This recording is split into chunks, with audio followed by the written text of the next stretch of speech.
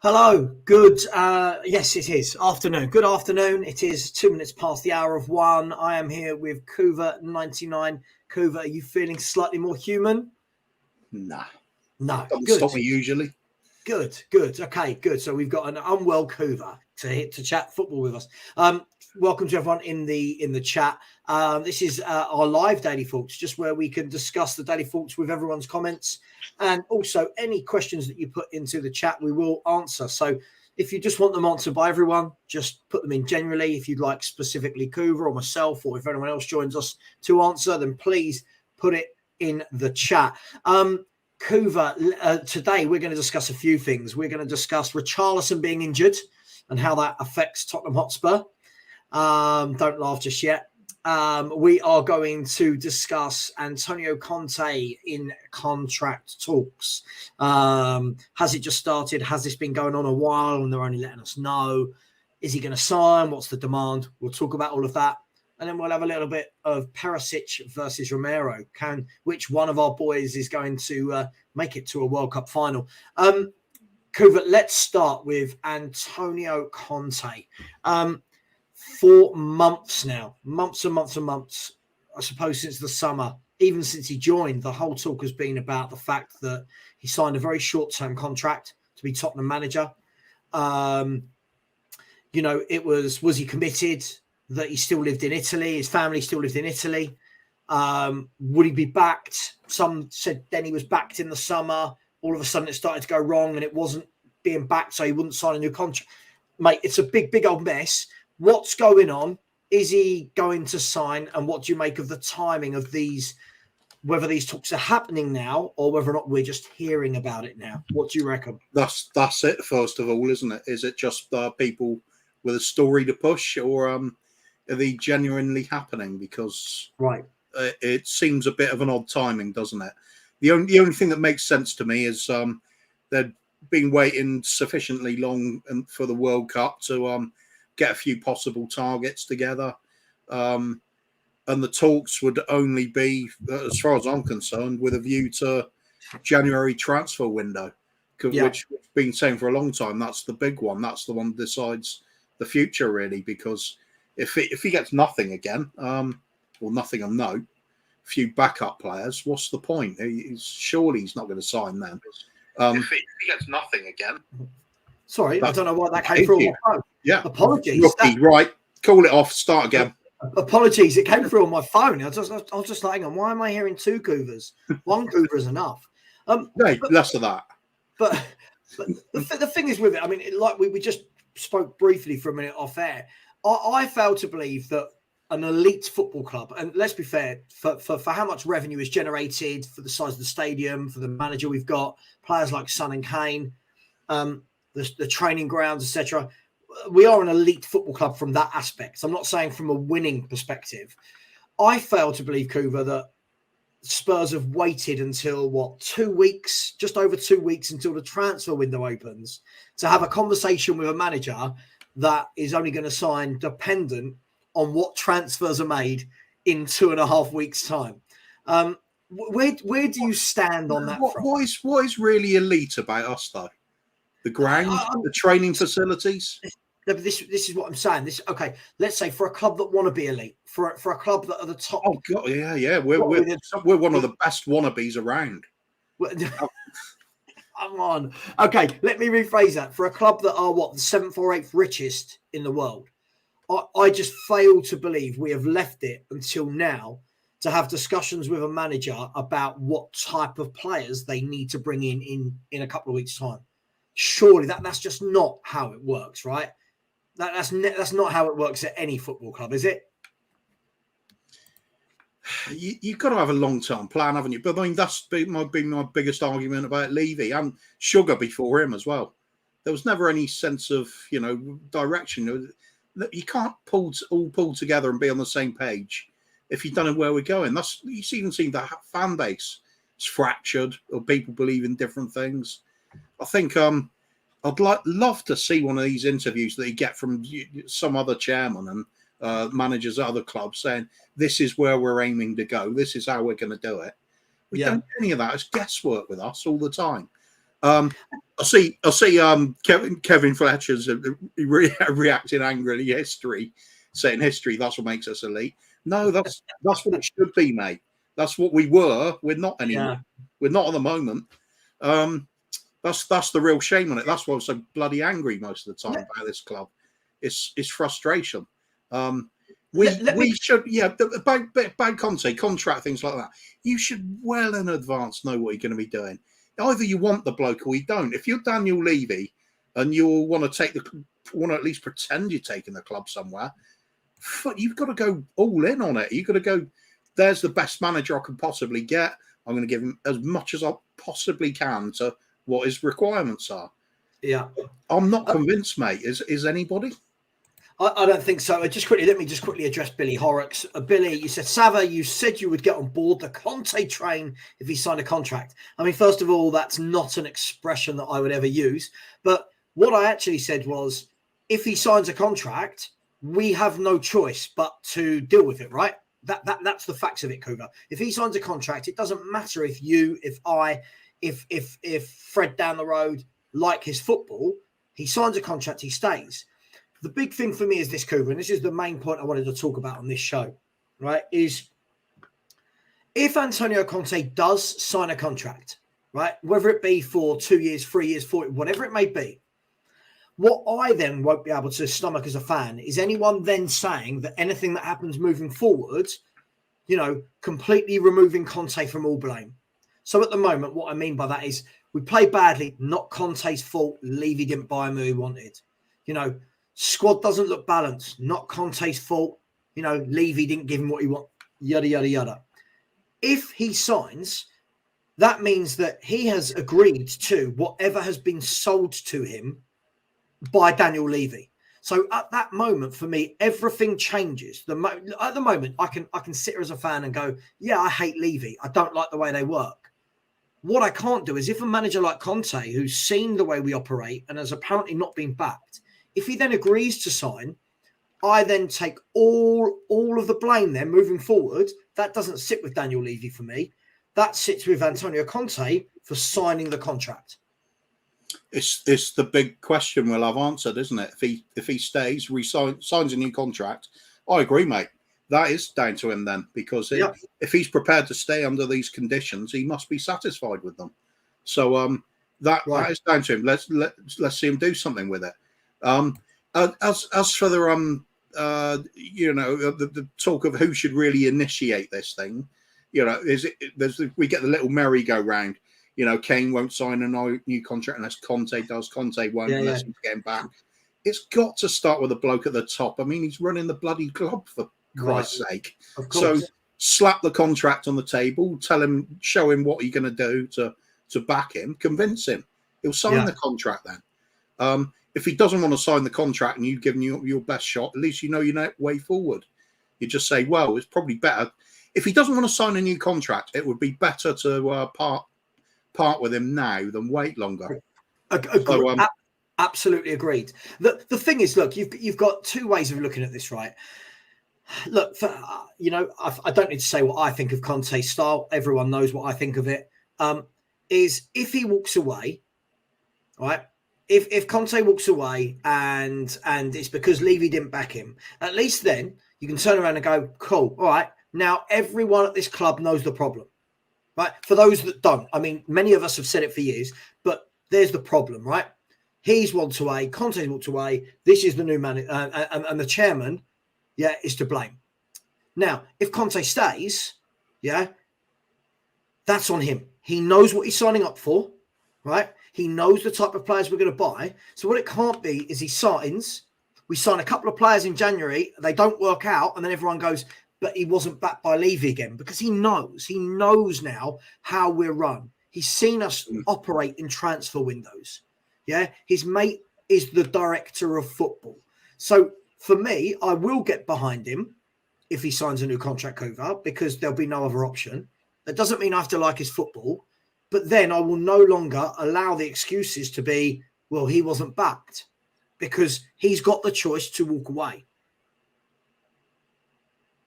Yeah, that's it, isn't it? There's a PR machine been going on for Tottenham for since Levy took over, basically, to try and get the fans on board with everything. So is he going to use the PR machine on the likes of the manager and say, give him these promises? Again, talking about it in chat there. What if Conte is promised all these things and then he doesn't deliver? But hey, but listen, that's the assurances you want, right? At the end of the day, for me, if he's made assurances, let's just, I'll completely pie in the sky, Kuva, right? I know this is not how it works. If Conte's turned around and he's promised a £50 million centre-back, a £50 million wing-back, a 50 million creative midfielder of players from this selection that he has picked, right, that are gettable, and then they don't turn up at the club, if he doesn't walk away, he's saying he's satisfied. Now, that comes to this point, right, which a fair point Peter's made here. If he gets an enormous package, would he say, no, thanks, I'm off? Well, this is the thing, Peter.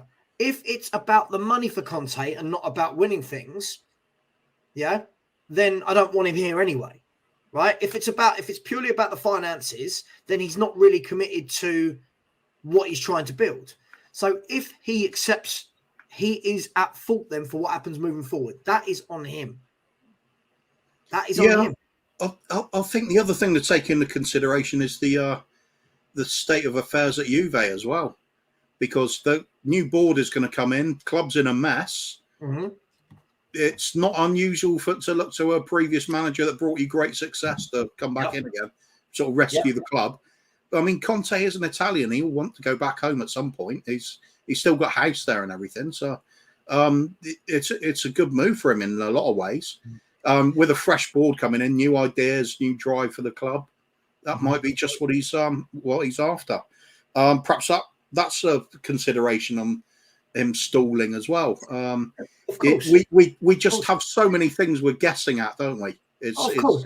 That's all we ever do, right? We're football fans. Yeah. I think for me, January the 31st, we will know a lot more by that point. Yeah, absolutely. I mean, look, would you be concerned if the contract if they're talking about it now? Let's be really honest. This should be, I'm not saying straightforward as in like if me and you were striking a deal and we shook on it, but this should be quite a straightforward deal to get over the line in a few days. This is what we're offering you, the number of years. This is the amount of finance we are prepared to put into the club for the next 2-3 years, however long your contract's going to be, and not obviously dependent on Champions League versus Europa League versus Conference League. Then for him to turn around and go, cool. Just before you answer that, Kuva, I just want to say this. I love it when fans do this. I love this. I absolutely love when fans talk about this.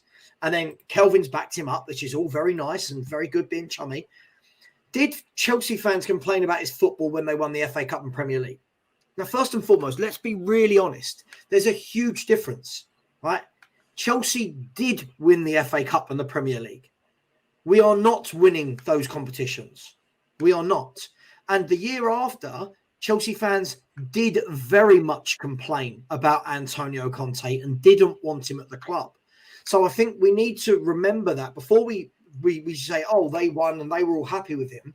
Not all of them were. Also, that team he took over, it was still filled with players that had won a league championship 2 seasons before.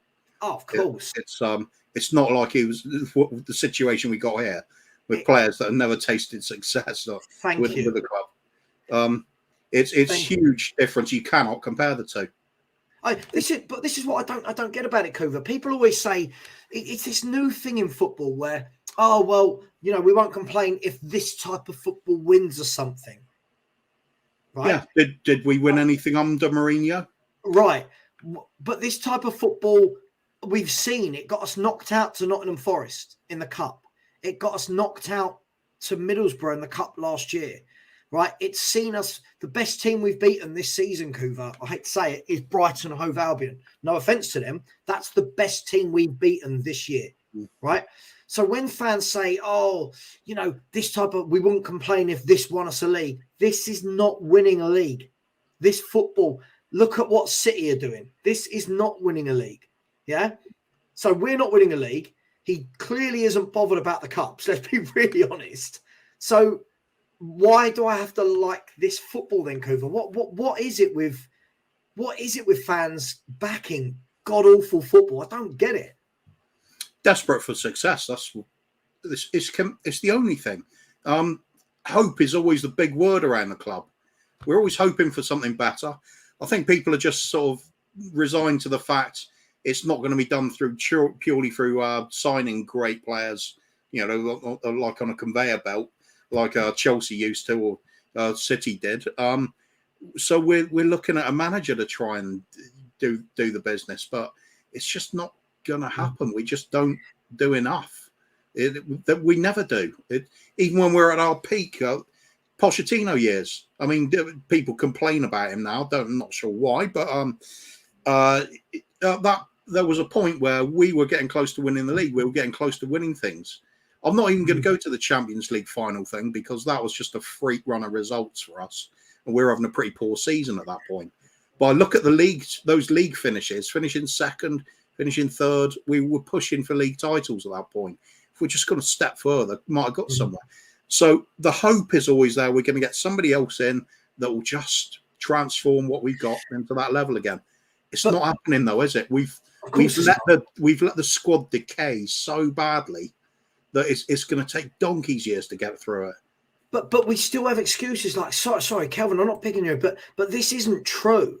When you're saying the League Cup was a victim of fixture congestion, I don't agree with it, but we can't compete on 4 levels, right? We played the League Cup game against Forest. If I'm not wrong, it was our second to last game before the World Cup started. Am I right in that, Coover? I believe we played them on the Wednesday night and then Leeds on the Saturday. Yeah, right? sounds right. Now, if the League Cup was a victim of the fixture congestion, I would only be able to accept that if he had played Papa Sarr, Brian Hill, Tanganga, Jed Spence. Do you see what I'm saying? He put out his strongest 11 other than Bentancur.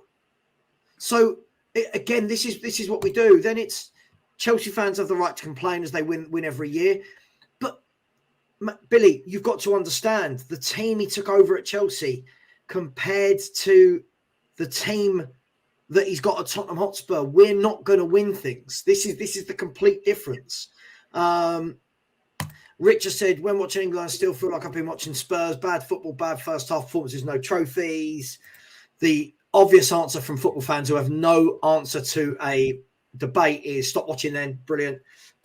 Simon Cohen has said, we won't win now with this defence.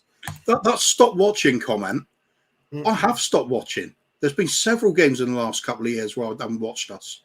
It's just not worth it anymore. There's no buzz about it when we play. It's really stale stuff that's been going on. I'm sick of it. Yeah, no, listen, I agree with you. I mean, one of the things being talked about in the chat right now is, this is why Conte needs time to get rid of the deadwood and bring in his own players. But the problem with this, Coover, is we've never seen him in his managerial career do what he's being asked to do at Tottenham, right? We've never seen that. Do you know what I mean? It's like, it's like asking Pep Guardiola to do it. He's never had to do it to this level. We keep saying there's going to be this magical rebuild where if you give Conte what he wants, he's going to win things. But Conte's never proven that before anywhere. He's managed at the biggest clubs. He's managed at Chelsea, where they had superb footballers, right? He's managed at Juve, who were the best team in the league for a decade. He's managed at Inter Milan, who had a wonderful 11. I don't go with this hype that just getting Conte in wins us trophies. I mean, that may sound harsh, but I just don't. Everyone automatically thinks sign Conte, get trophies, and I don't buy it. Oh, we've done that for decades, though. After Hoddle, Jacques Santini won the World Cup with France. Better get him in; he'll do well. It was a disaster. Juan Ramos, bag loads of trophies with the likes of Sevilla. I mean, you name it. We've got in some highly successful managers. Never do anything with them. It's like the ones where we've played the best stuff and got the closest under ENIC. And as far as I'm concerned, Redknapp, who we didn't expect anything from, we're just hoping for a bit of football. And Pochettino, who at the time was still fairly unknown, despite really promising things with Espanyol and Southampton. He was a bit of a punt, and we got lucky with it. And they've done the best for us, in my opinion. The likes of, AVB ticks all these boxes for looking at us thinking, yeah, he could do something. No, of course not. Mourinho didn't work out. What's to say Conte is? Just because he's won things elsewhere does not mean he's the right fit here. Right, absolutely. This is the thing, and especially when you look at the competition that he's up against, and for me, it's more about the track record of he's never been anywhere long enough for us to see this. He's got a history of not getting his own way and walking away.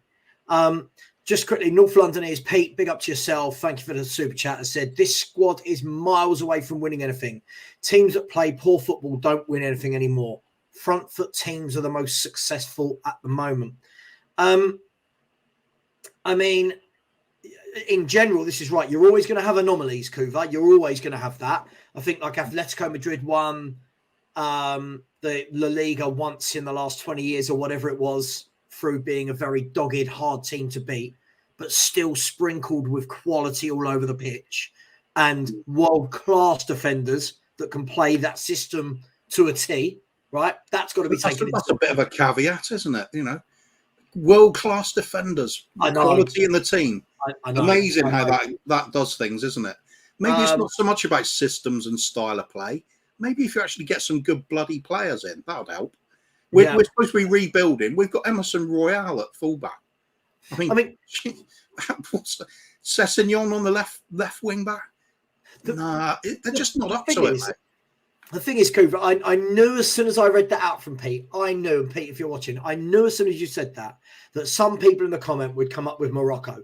I knew it. Now, obviously, you've not been watching the World Cup, Cooper. Fair play to you, sticking to your morals. But this is what we're getting now. So Morocco play negative football. They're one game away from the biggest prize in the game. Then his mate, I think might be the same person, has said that's not true. Morocco in the semi of the World Cup playing defensive football. Ancelotti won the Champions League playing defensive football last season. Now, first and foremost, let's look at some of these comments, right? First of all, there's a difference between winning a cup with 7 games playing a way of football versus playing it for 38 games a season.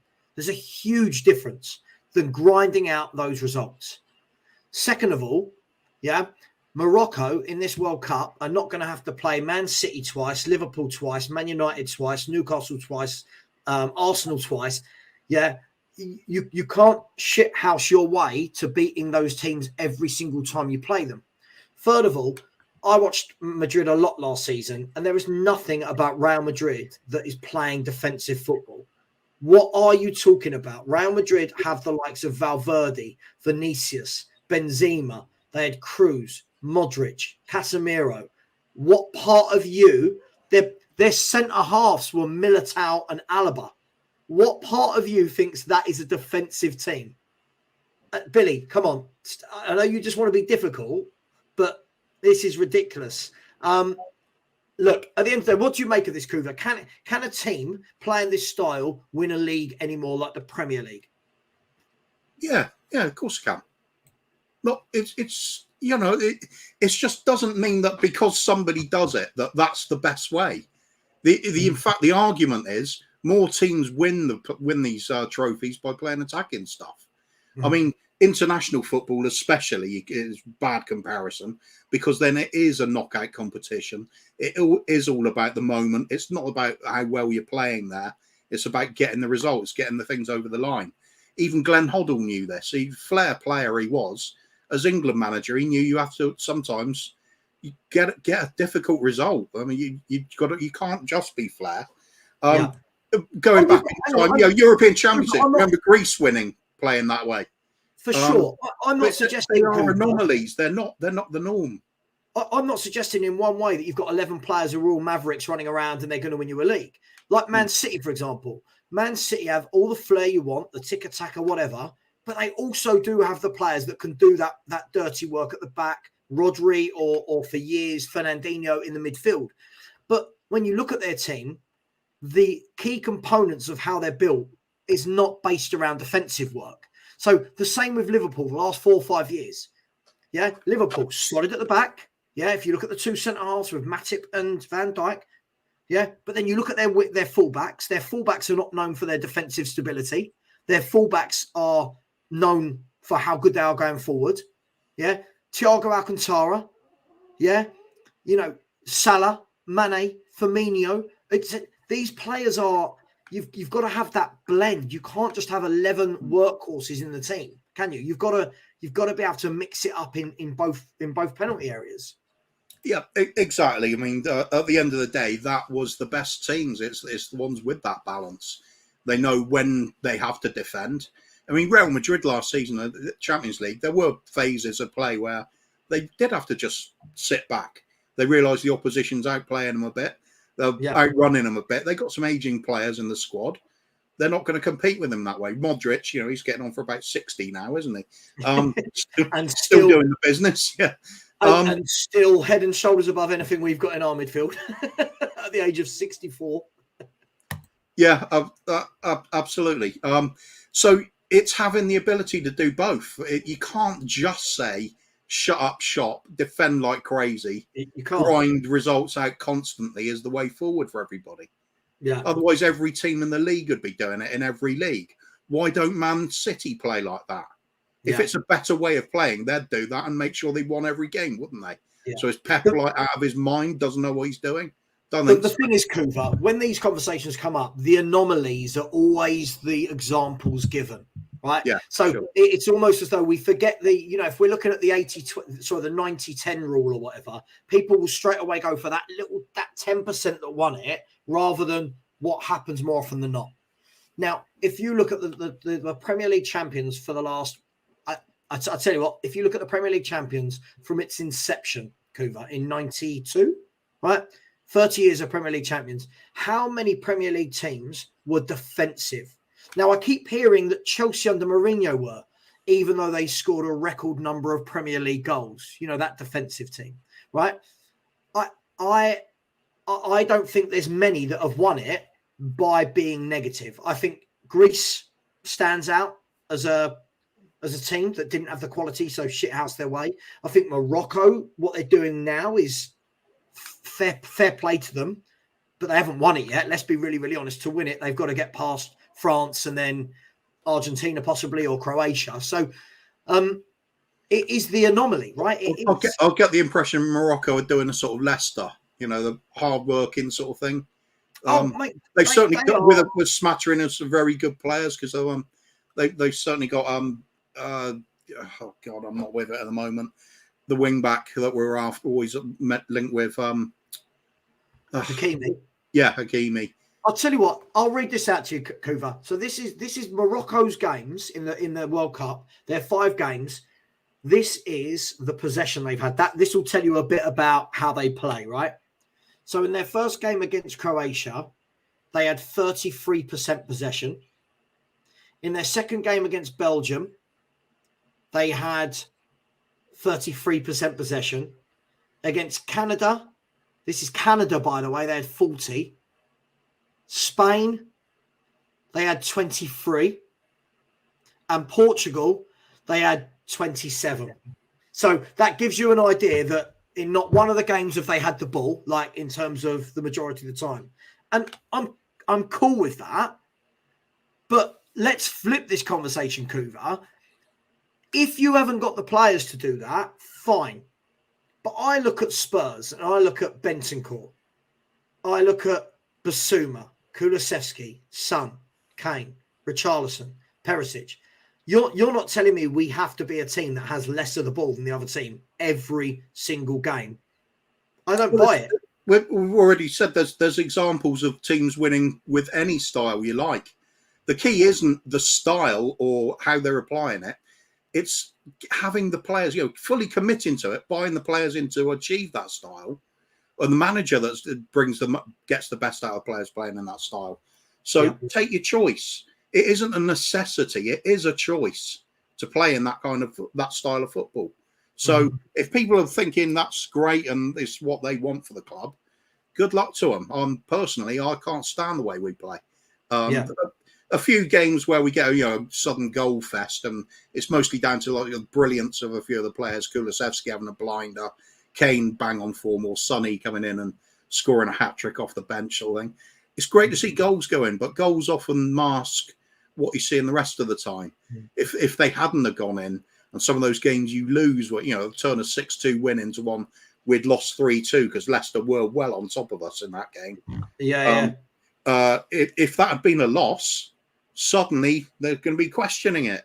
But instead, Sonny comes in, bangs those goals in. Leicester suicidal defending, and we're like, yeah, brilliant, well on track now. What a team! And it masks a lot of the things, papering over the cracks, isn't it?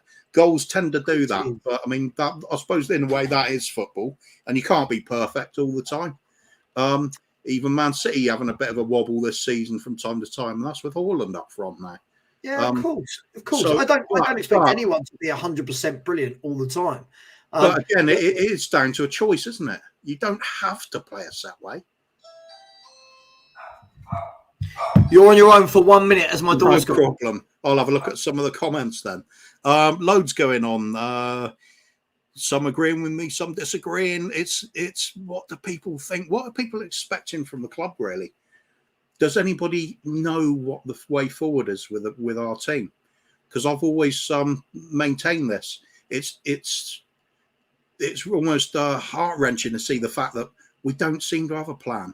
When Conte goes, and he will eventually, whether he's backed or not, eventually managers go. What happens afterwards? What sort of manager do we get? What sort of style of play do we get? Nobody can predict it.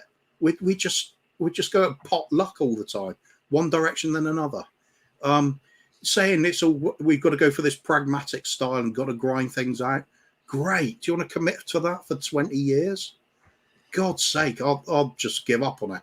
If that happened, if we just say we are going to play the most defensive football we possibly can, try and grind everything out, I'm done. I'll just stop watching. Yeah, it's interesting, isn't it? Look, I've never been a fan to say there's only one way to win football or to win tournaments or to win cups or leagues. However, as football fans, Coover, as we said, we're entitled to like what we like, right? So when fans say things to me like, Billy Horrocks and Kelvin in the chat saying, oh, well, these fans didn't moan when he played that way and won, and these, that. That doesn't mean I have to like it, and especially when it's not winning. That's the key thing for me, right? If we were winning titles, Cougar, you and I can sit here and we won't have a leg to stand on. Let's be really, really honest. We wouldn't then be able to come on this chat and go, oh, Conte's got to go. His football's awful. Right? I'm not saying we're sitting here saying Conte's got to go. I've always said I don't care if he's here. I don't care if he signs this new contract. But all the while it's not. All the while the best team he is able to beat in a season is Brighton, scraping through a easy-ish Champions League group, right? Let's hang on. Sorry, this guy is. Whenever Billy's in the chat, he just everything I say. I could say it's Tuesday. He'd disagree with me. What did you expect from Conte in a year? He got the Champions League in his first season. We're currently in the top 4 in the knockout rounds of the Champions League. Right, Billy, two of these, one of these. That's all well and good, but I would expect with the players we've got that we would be getting out of that Champions League group. I would expect that we would be top 4, right? First and foremost, top 4 is not. I don't understand it, Coover. I don't understand why it's celebrated by everyone. Top 4 does nothing for Spurs apart from get the owners more money. Why do fans celebrate it as though it means we go out, and buy Champions League level players? I don't. If we don't qualify next year, exactly. I've never had posters with like the numbers 2 to 4 written on it behind me. No, I've had ones of Gary Mabbott lifting a cup over his head, Steve Perryman doing the same, Graham Roberts. Yeah, I don't get top 4, and then what? More of the same. That's all it ever is. We don't push on. We never do. We get close. We take the foot off the accelerator. That comes from the top of the club. Always will. That's one. Maintain Levy out. Always will. He's just not doing it. I can't see him changing anything. And this big turnaround on the way the club's being run, with Conte and Paratici pulling the strings. Not really convinced so far, especially with some of the signings. You just have to look at the Jed Spence one, and it's not really that way, is it? It's not Perisic making the signings for Conte. It's club signings. Well, let's see what people say about the top four. First and foremost, Ian, my dog knows far better than to ever go to the toilet inside my house. So, no, he didn't, but thank you. He's just having a little nap. Darren has said, well said, Kuva. I've already tapped out. I'm just watching to see what Conte exposes when he leaves. Kelvin, I've told you, Sava, we agree on most, but we don't on Conte, so chill. Dude, I'm chilled. I don't understand why people think I'm upset. I'm chilled. Oh yeah, Kelvin's all right. He's always coming. Yeah, it's cool, but I'm chilled. The wiki ticky 123 said maybe it's because to achieve top four is the most difficult it's ever been. Is it? Let's be really, really honest. Is it that difficult? Last year, it was Spurs who were awful in the first half of the season versus Arsenal who didn't have a striker. How difficult was top four to really get? Let's be really, really honest about that. Peter said this year could be. It could the emergence of Newcastle. It only needs Man United to get their act together and Liverpool to get back on the rails, and suddenly it becomes quite a difficult competition, doesn't it? But I mean, still, if we do get four, it's the same conversation, isn't it? But what do we do with that? Right, getting top four, being Champions League, not really do much, struggle to get out of a group again. This is what I mean. So, like Peter's saying, don't agree. Top four is important. We want top table. I could read that in a couple of different ways. But listen, of course, every fan wants to finish as high at the table as possible. But when people are saying, oh, you're top four, what more do you want? I don't know. I'd like to be entertained when I watch my football team play. Exactly. I'd like to not go behind for 8 or 9 games in a row to then have to start playing football. I'd like to beat teams that are better than Brighton and Hove Albion. I don't understand. This is the mentality of the fans is such that you understand why Levy is the way he is. Well, it kind of, some of the attitudes to me back up. Yeah, it's the Levy way of doing things. It's like, you know, we got, like I said, we got so close with Pochettino, failed. What does that mean? For me, great, we got close. Let's build on that and go at it again. But instead it's, no, the attacking pretty football didn't work. Let's play shit football because that's the alternative. Why does that have to be the alternative? Just improve what you're doing. Kuva, do you know what?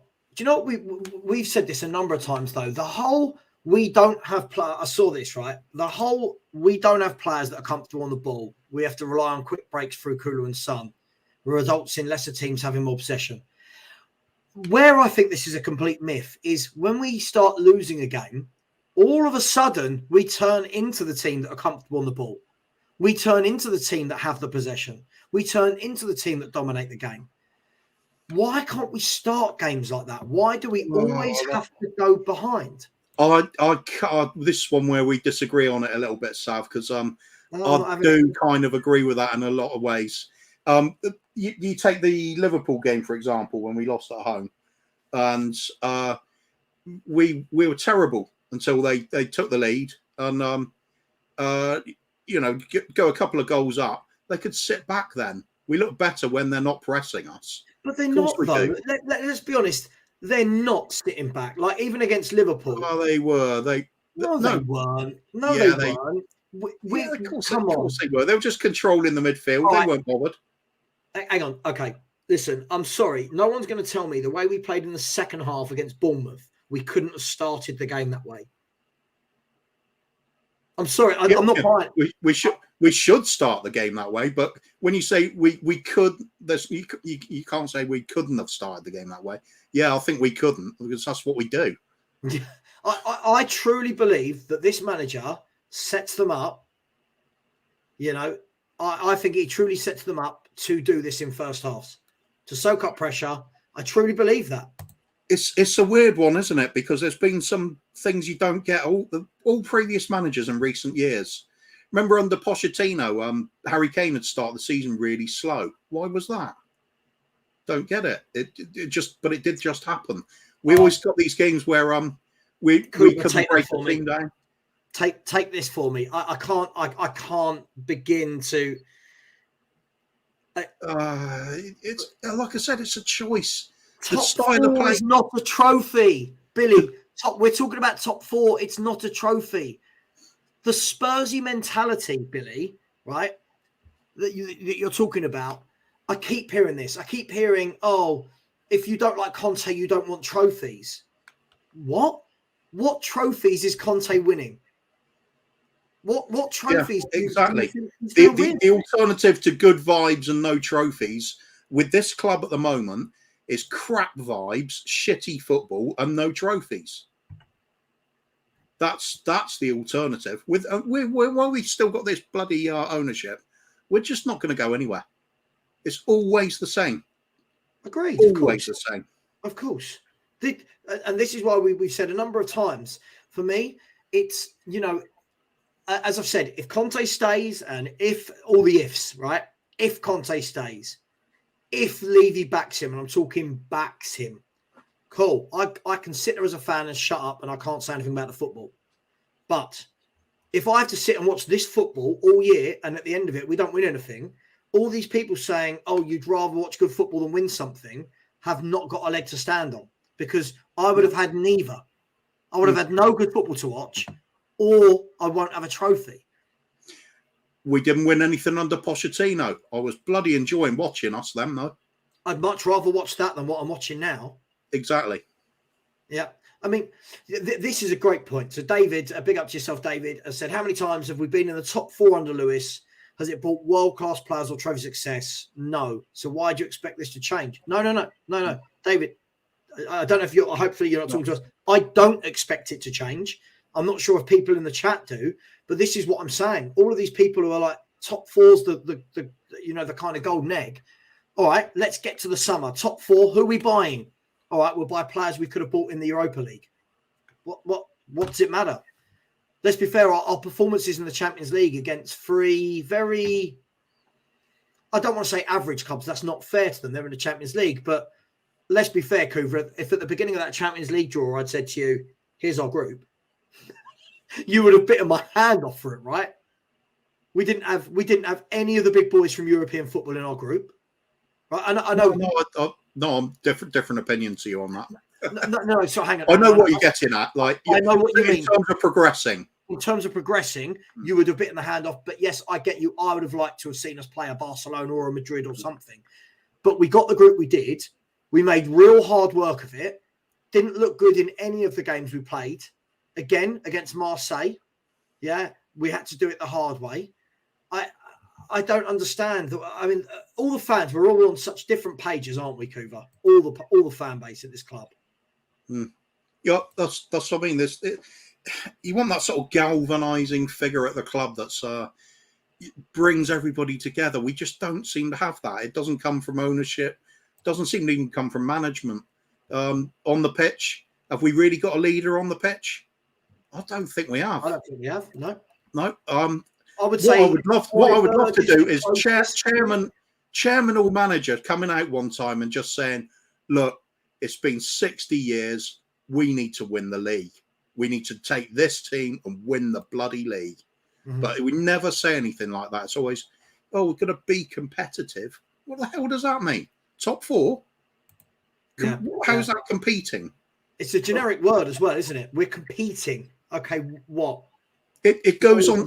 You notice that all the managers we get in that say it as well now. It's like it's a prepared statement from the club. Just quickly, Gasper, yeah. Listen, it's all about profile. I agree, and Spurs need top four. I agree, but as a fan, when I'm told, oh my God, what more do you want? We're fourth. I mean, we've been fourth how many times in the last decade? How many times in the last 15 years? And never, ever, ever kicked on from it. So yeah. Top four is a good thing, but you've got to do something with that. Right, exactly. It's a stepping stone.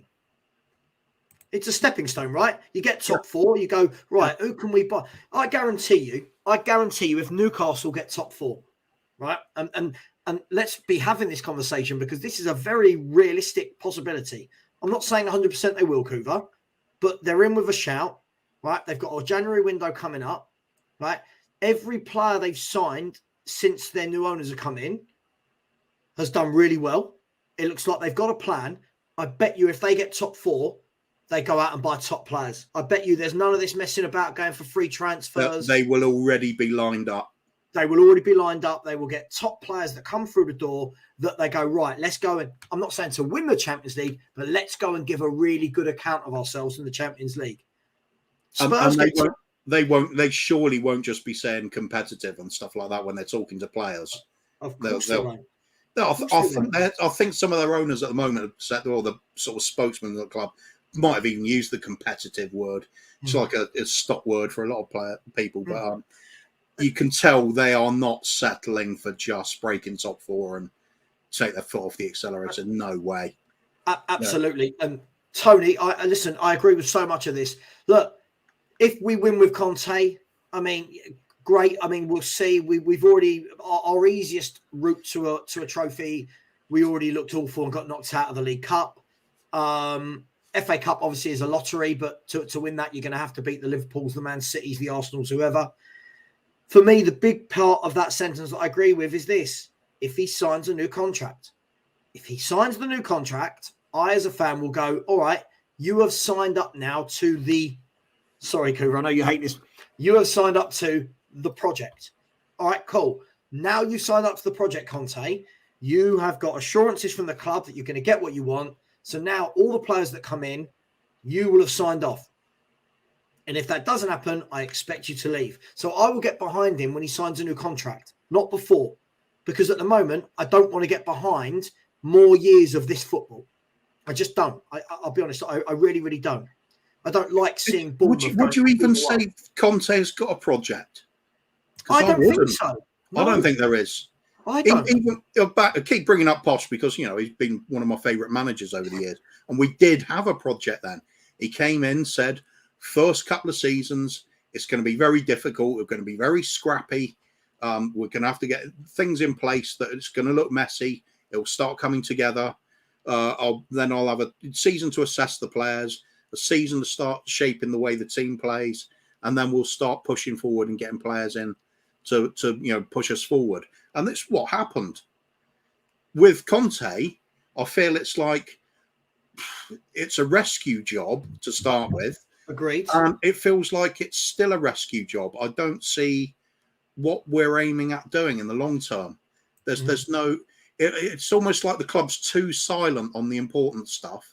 Yet they'll bombard us with shitty little offers on, get your new gold-plated, fill from the bottom home mug or something from the club shop. It's just a load of bollocks, isn't it? I just want just some sort of clarity, purpose. We just don't have purpose. It's like there's just nothing. It's frustrating. You don't know, because we know nothing. Do other fans from other clubs feel the same way about their club? I don't think they do. Mm-hmm. You take Liverpool, for example, where Klopp said, he says it's going to be terrible football to start with. We will bring the other clubs down to our level and scrap for it all. And then we will be going forward. We'll be doing this. We'll be doing that. And he did it. And then when it comes to the time when they need to kick on, and he says, well, I need a world-class centre-back, world-class goalkeeper. They go out and get them. It's so. Why is it so impossible? Okay, we might not, even if we don't spend 150 million on just two players, like pretty much what they did there. Surely we can get good ones. I mean, surely. Absolutely. I think that the thing is as well, look, I mean, there's a lot of people in the chat, so big up to you on a Tuesday afternoon. Yes, it is, Billy. It's Tuesday. No matter what you tell me, it's Tuesday. Just kidding, Billy. Always nice to have you in the chat. The thing is for me, Cooper, that's a great question. Does he have a project? For me, I've always seen Conte as not a project type manager. Conte is the manager you bring in and you go, right, we need a fix. Like we need a fix. Not we need a 4-year fix. We need a fix. We need a Perisic fix. Right. We need a fix. You need to go out, and let's be fair, for what Conte needed, and this is what makes me laugh, because Conte so far as Spurs manager, we've given him 9 signings. And none of those signings have actually been what is needed for a Conte style. So we've talked about this loads. If you bring in a manager like Antonio Conte, and this is why I think things like this make me laugh. You can't just give him a year to fix the mess. He isn't a magician.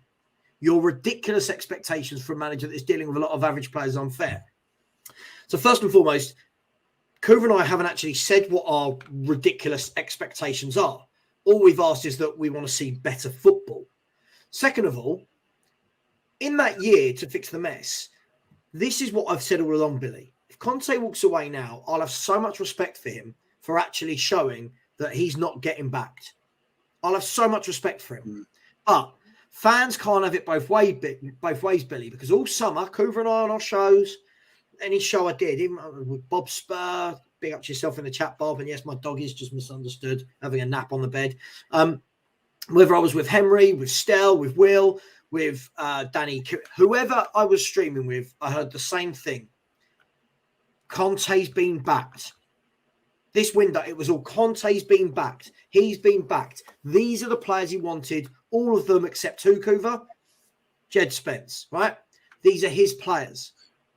Then all of a sudden, when the football's not good, it turns to, well, he hasn't been backed. He hasn't been given the players he needs for his formation. Okay, so Billy, which one is it? He's had 9 new players in. Yeah. Who of those 9 new does he really play? Kulu and Bentancur are guaranteed. Who else? Perisic is in and out because of his age. So of those 9 signings that we've given Antonio Conte, who does he consistently play week in, week out? Right? So it's not about having a year to fix the mess. I don't believe you can fix any mess in a year. But what you would want to see is you would want to see some sort of plan. Yeah, you would want to see Conte going, I don't care. I've got Kane and Son. Don't need that. Give me centre-backs, wing-backs. That's what I need. Give me that. Right? Then I need a creative midfielder. We kind of didn't do any of that, Coover. It kind of felt like it was, all right, we'll get you a 33-year-old wing-back to ease the pain. We'll get you a defender on loan. We'll get you another midfielder who clearly isn't favoured by you because you won't move away from Højbjerg and Bentancur. We'll get you a striker who's a second striker. We'll get you a wing-back who you clearly don't want. So which one is it? Was he backed? Wasn't he backed? Whose fault is it the football's bad? The obvious comparison for me is going to be Pep at Man City. As soon as he goes in, I need attacking, athletic wing-backs. Right. Bang, 4 of them. There you go. Right. With us, clearly Conte wants attacking wing-backs. It's a big part of the system. I think everybody is agreed on that, surely, by now. What have we done? Jed Spence, who can't get a kick. Udogie, still at another club. God knows what happens to him when he isn't. Does he get farmed out on loan again? Wouldn't be surprised. Perisic, who clearly his best days are behind him, but you know, he's done okay. At least he's got an attacking element to his game. At least he can put in a few deliveries and, you know, create a few goals. So he's been okay. So we've got an okay one, and then otherwise it's limp on with what we got. That's not really going in and providing what your manager needs, is it? Surely.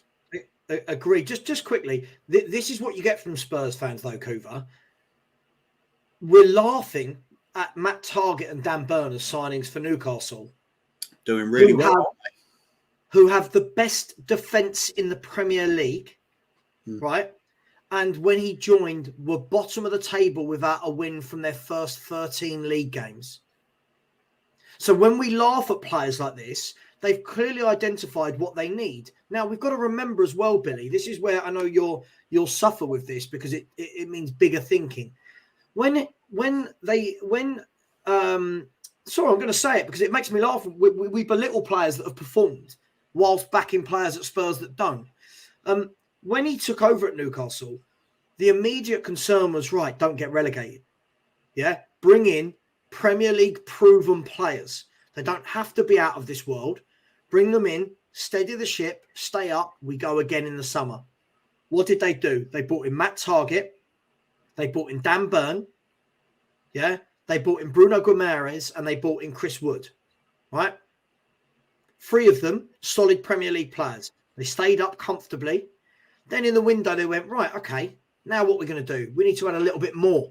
to that. All right, we'll bring in Sven Botman, the next level up. We'll bring in Isak, the next level up. Pope, who's the next level up from our goalkeeper. So before you laugh at these clubs, I look at these clubs and I'm jealous. They've got a plan in place. The manager seems on the same page as the director of football as to what do I need for me to work. Plus, when you watch Newcastle, you're not bored out your brain. Plus, he's doing it without Alan Saint-Maximin.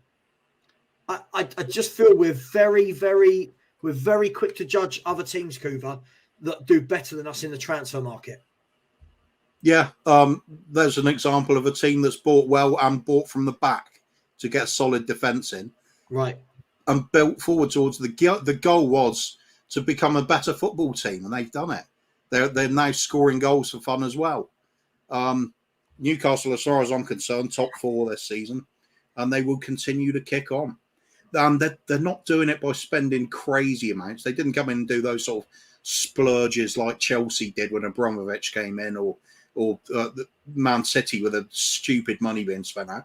They spent wisely. They spent, in fact, if I remember rightly, lots of people bring up, they spent less than we have in the same time frame, which is crazy because they've done a really good job on it, and we just haven't. It's always leaning back for the same thing, isn't it? What do your owners want? For them, they seem to want to push on, make the club a success. For us, happy to just sit there cruising along. So if we're top 4, magic. If not, get close to it. Whatever, doesn't really matter. I think it comes down to me at the always the same thing. If you look at league alone, and you're accepting first that ENIC want to make money. Now, if you finish second, it's only about £6 million difference prize money from finishing first. Yep. If all you're worried about is the money, why would you spend 250 million on players to try and push from second to first when you can just sit there and just accept 6 million less with no outlay? Yeah. That's what we've done. Literally, we've done that. Yeah, absolutely. Let's look at some of the comments, Kuva. I mean, David is interesting, but I'm gonna disagree. I mean, when he's saying, to be fair, Klopp had 160 million from the sale of one player to get those 2 world-class players, where Spurs can't get £20 for a player we paid 63 million for. Okay, then there's 2 options to this then, isn't there? First of all, sell one of your assets then. If that's what you want to do, like Liverpool did, sell one of your assets. Sell Kane. Sell Son. Can you imagine what would happen in this fan base if he did, though? Second of all, Spurs just spent 160 million in the transfer window and didn't bring in 2 top players. So, David, there's nothing stopping us saying, instead of buying 7 players that aren't going to play, why don't we go and... I don't know about you, Kuva. Instead of getting the 7 we got in the window, I would have much rather have got 2 at 60, 70 million each that actively make the first team a lot stronger. Yeah. I mean, I'd rather do that. There's a certain little club down the road that they haven't been winning league titles for a long time now. They're still managing to sign some top players, aren't they? Yeah. Even the ones that didn't work out. When Ozil arrived, we thought, wow, that's a hell of a signing to pull off. They did it. What's our equivalent? Yeah. And Corey Boyd was absolutely right. Corey, I don't know if you remember Corey, he came on the shows and he did. Corey, look, we agreed that the window was poor there and then. And if you remember, Corey, everyone was calling me negative, calling you negative, telling us that Conte's been backed. And then all of a sudden, when the football's crap, it's because he wasn't backed. So, look, for me, we've got to stop doing this thing where in windows we sign 5, 6, 7 players a window. For me, it needs to be 2 or 3. Oh, hang on. There's another one of the dogs is joining us. It's getting crowded in here. For me, it's got to be that you get £160 million in your transfer window. You bring in 2 to 3 top players. You bring in 3 top players at £50 million each. But instead, we want to go down that route of let's buy bulk, say that we've tried to address the areas. I'm just baffled. I'm baffled as to how so many people can't see that. Yeah, I don't know. Picking on a couple of Kelvin Fletcher comments again. It's saying you're saying about our shit football's better than Fulham's good football. It's a question of resources, isn't it? We're massively wealthy club compared to Fulham. We should be able to do. We could do what they do on a grander scale and outplay them. Exactly. We just don't. Exactly. This is why, like Hoover, when I say things like, oh, how do Brighton play good football with a lesser squad? And you get, oh, well, where are Brighton in the league? Well, of course, because Brighton don't have Kane. Brighton don't have Heung-min Son, Kulusevski, do they? It's all relative to that club. I look at clubs like that and I think, how can you... If Brighton had Kane last season, I think they could have been knocking on that top four. I've said this. I've said this to you a number of times, Cooper. I've said it to everyone in the chat. I'll say it again right now. See if anyone disagrees. If you take Brighton's front three, right, keep their 11 apart from the front three, and chuck in Kane, Son, and Kulusevski, where do Brighton finish? That'll do me. Right. If your team is Alexis McAllister, Caicedo, all of those guys, the back 4 or 5 they've got that are very well drilled. Now with Kane, that was bad. Kane, Son, and Kulusevski, they finish in the top. And that's what I've said. I said at the beginning of the season. You remember where I said I think Spurs will finish? Just look at the back 4 as well. Even when you don't look at the quality of the football, if you look at the character of some of the players, you compare the likes of Lewis Dunk to Eric Dyer. Eric Dyer with his disco move, turn away from the ball. Lewis Dunker's type of player will stick his head through the brick wall to clear the ball. But you get comments like this, Kuva. Look, Kelvin, like what Kuva's explained, Spurs, if we take Brighton, for example, Spurs should be well above Brighton Hove Albion, a team that have been in the Premier League for what? Someone will correct me. 8 years now? 7 years? Yeah, for a team with limited resources compared to Tottenham Hotspur's billionaire owners, compared to the 8th richest club in world football. I would be devastated if we finished below Brighton. But the point is, it's about what clubs are doing within their budget, within their parameters of playing. And look how they're... Look, sorry, I can't take him... I know you like... I can't take him seriously. He doesn't get it. It doesn't go in. No one's expecting Fulham to win. Fulham got promoted last year. The whole point is it's about expectations. It's about what clubs can afford. And for a club that have as much money as we have, just saying, oh, we finished 4th and Brighton or Fulham didn't, that's not good. You can't compare that. Oh, it's winding me up, Kuva. Plus, of course, we're also a club Champions League final a couple of seasons back. 2nd place finish in the league, 3rd place finishes, multiple 4th place, 4th and up. Of course, we should have higher expectations than Brighton. It's madness. Yeah, that's the thing that people. I mean, crazy argument. I had it in one of the WhatsApp groups that myself and Pete, North London we're in, and I said months back. I said I can't stand Conte's football. I said, how do the Brighton managers, whether it be De Zerbi or then Potter, how do they get their teams playing good football? And the first thing that came back from a guy called Steve in our chat was, yeah, but we're above them. And it's kind of like, yeah, of course we are. Of course we are. Who's Brighton's top goal scorer? Brighton don't have a centre forward like Harry Kane. They're not going to be up there. But for me, I look more. Let's look at Arsenal and Newcastle right now. Right, I still think I think right now we're above Chelsea, but I think as a club we're miles behind. And I know people won't wrap their head around that because we're above them in the league. We're miles behind Liverpool as a club. We're miles behind Man City as a club. And I'm seeing Man United and Arsenal finally getting their acts together. What worries me is in all this time, Kuva, we've been in front of some of these clubs in terms of where we were heading to, in front of them being in rebuild phases. And now I feel like after all that time, it's just reverted to type. Would that be harsh to say? No, I don't think so. We always revert to type. We just do.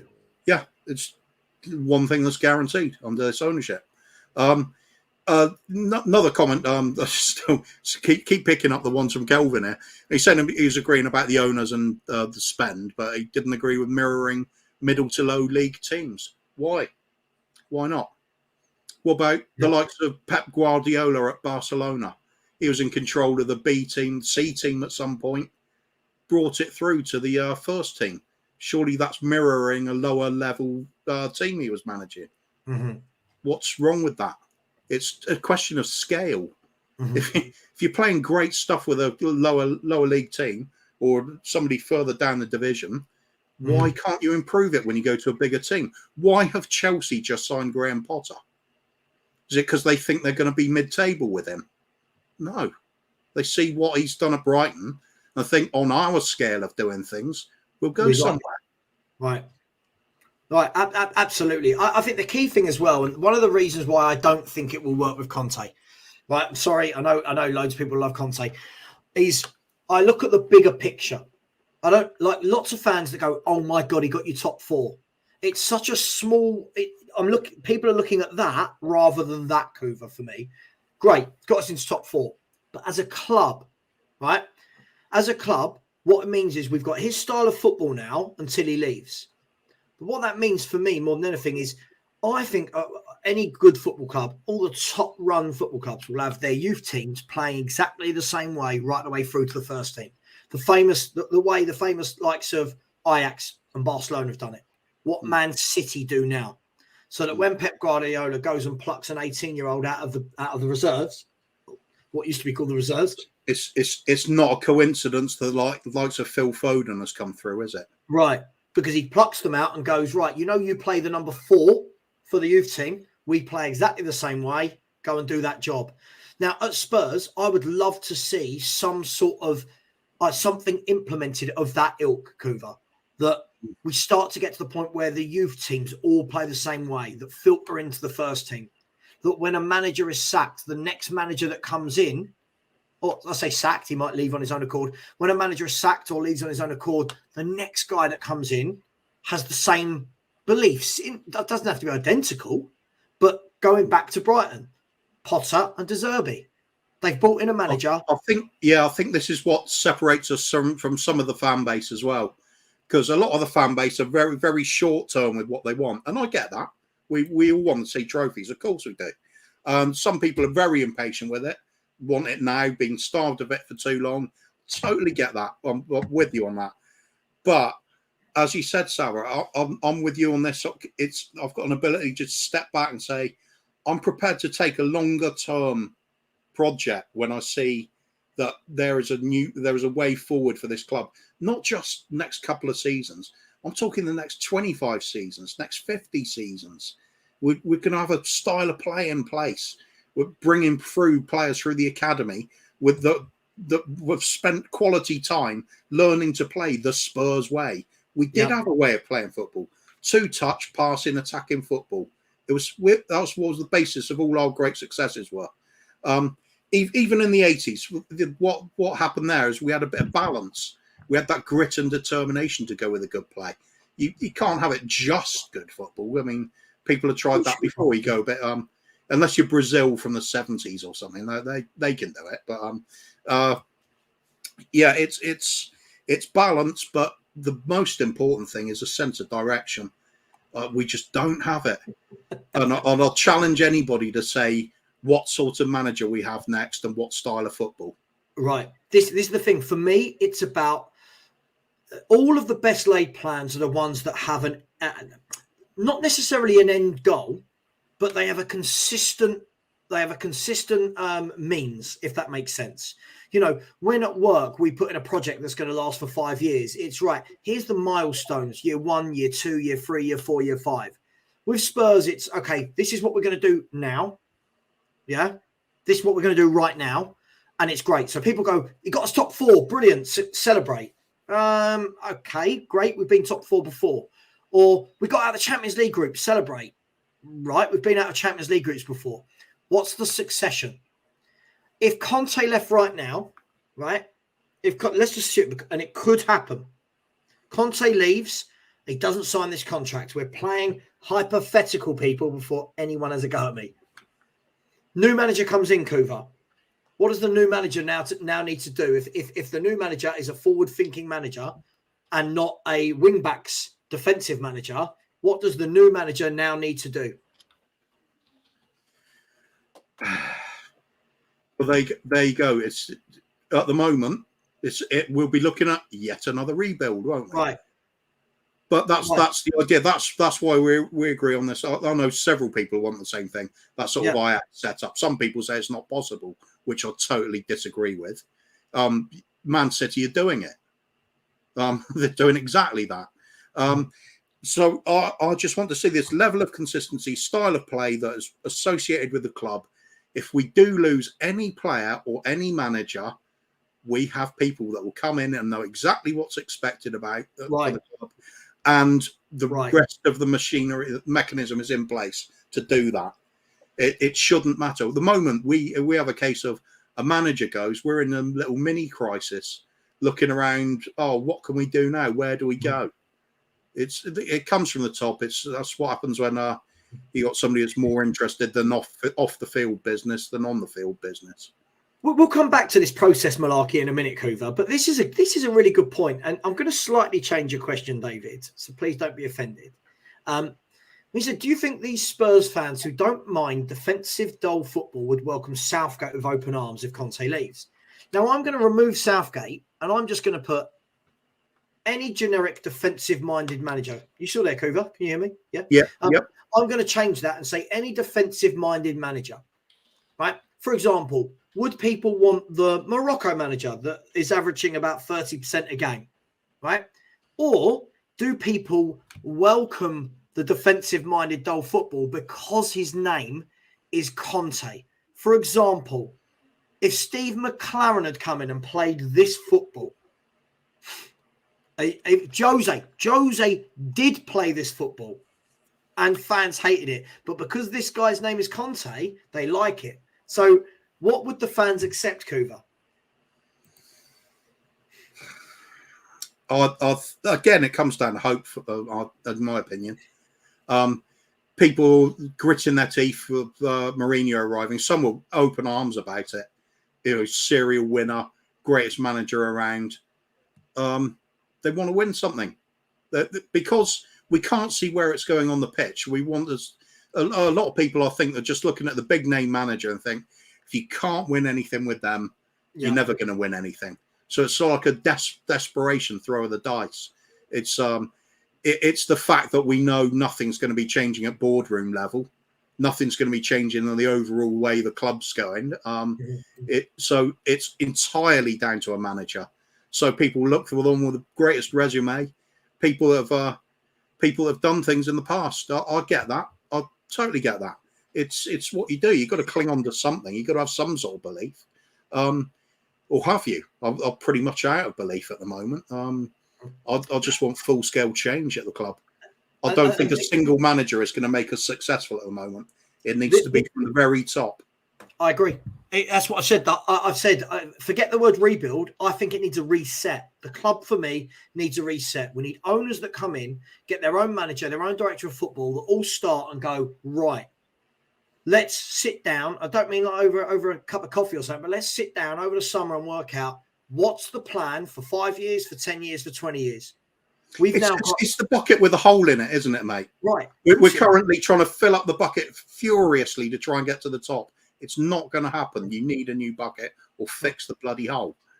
I mean, let's have a look at some of these comments about reacting off of David's comment. And look, that's what we all want. We want the different comments. Just because if I might disagree with some doesn't mean you're not welcome on the channel, of course. Gaz has said Conte is completely different to Mourinho.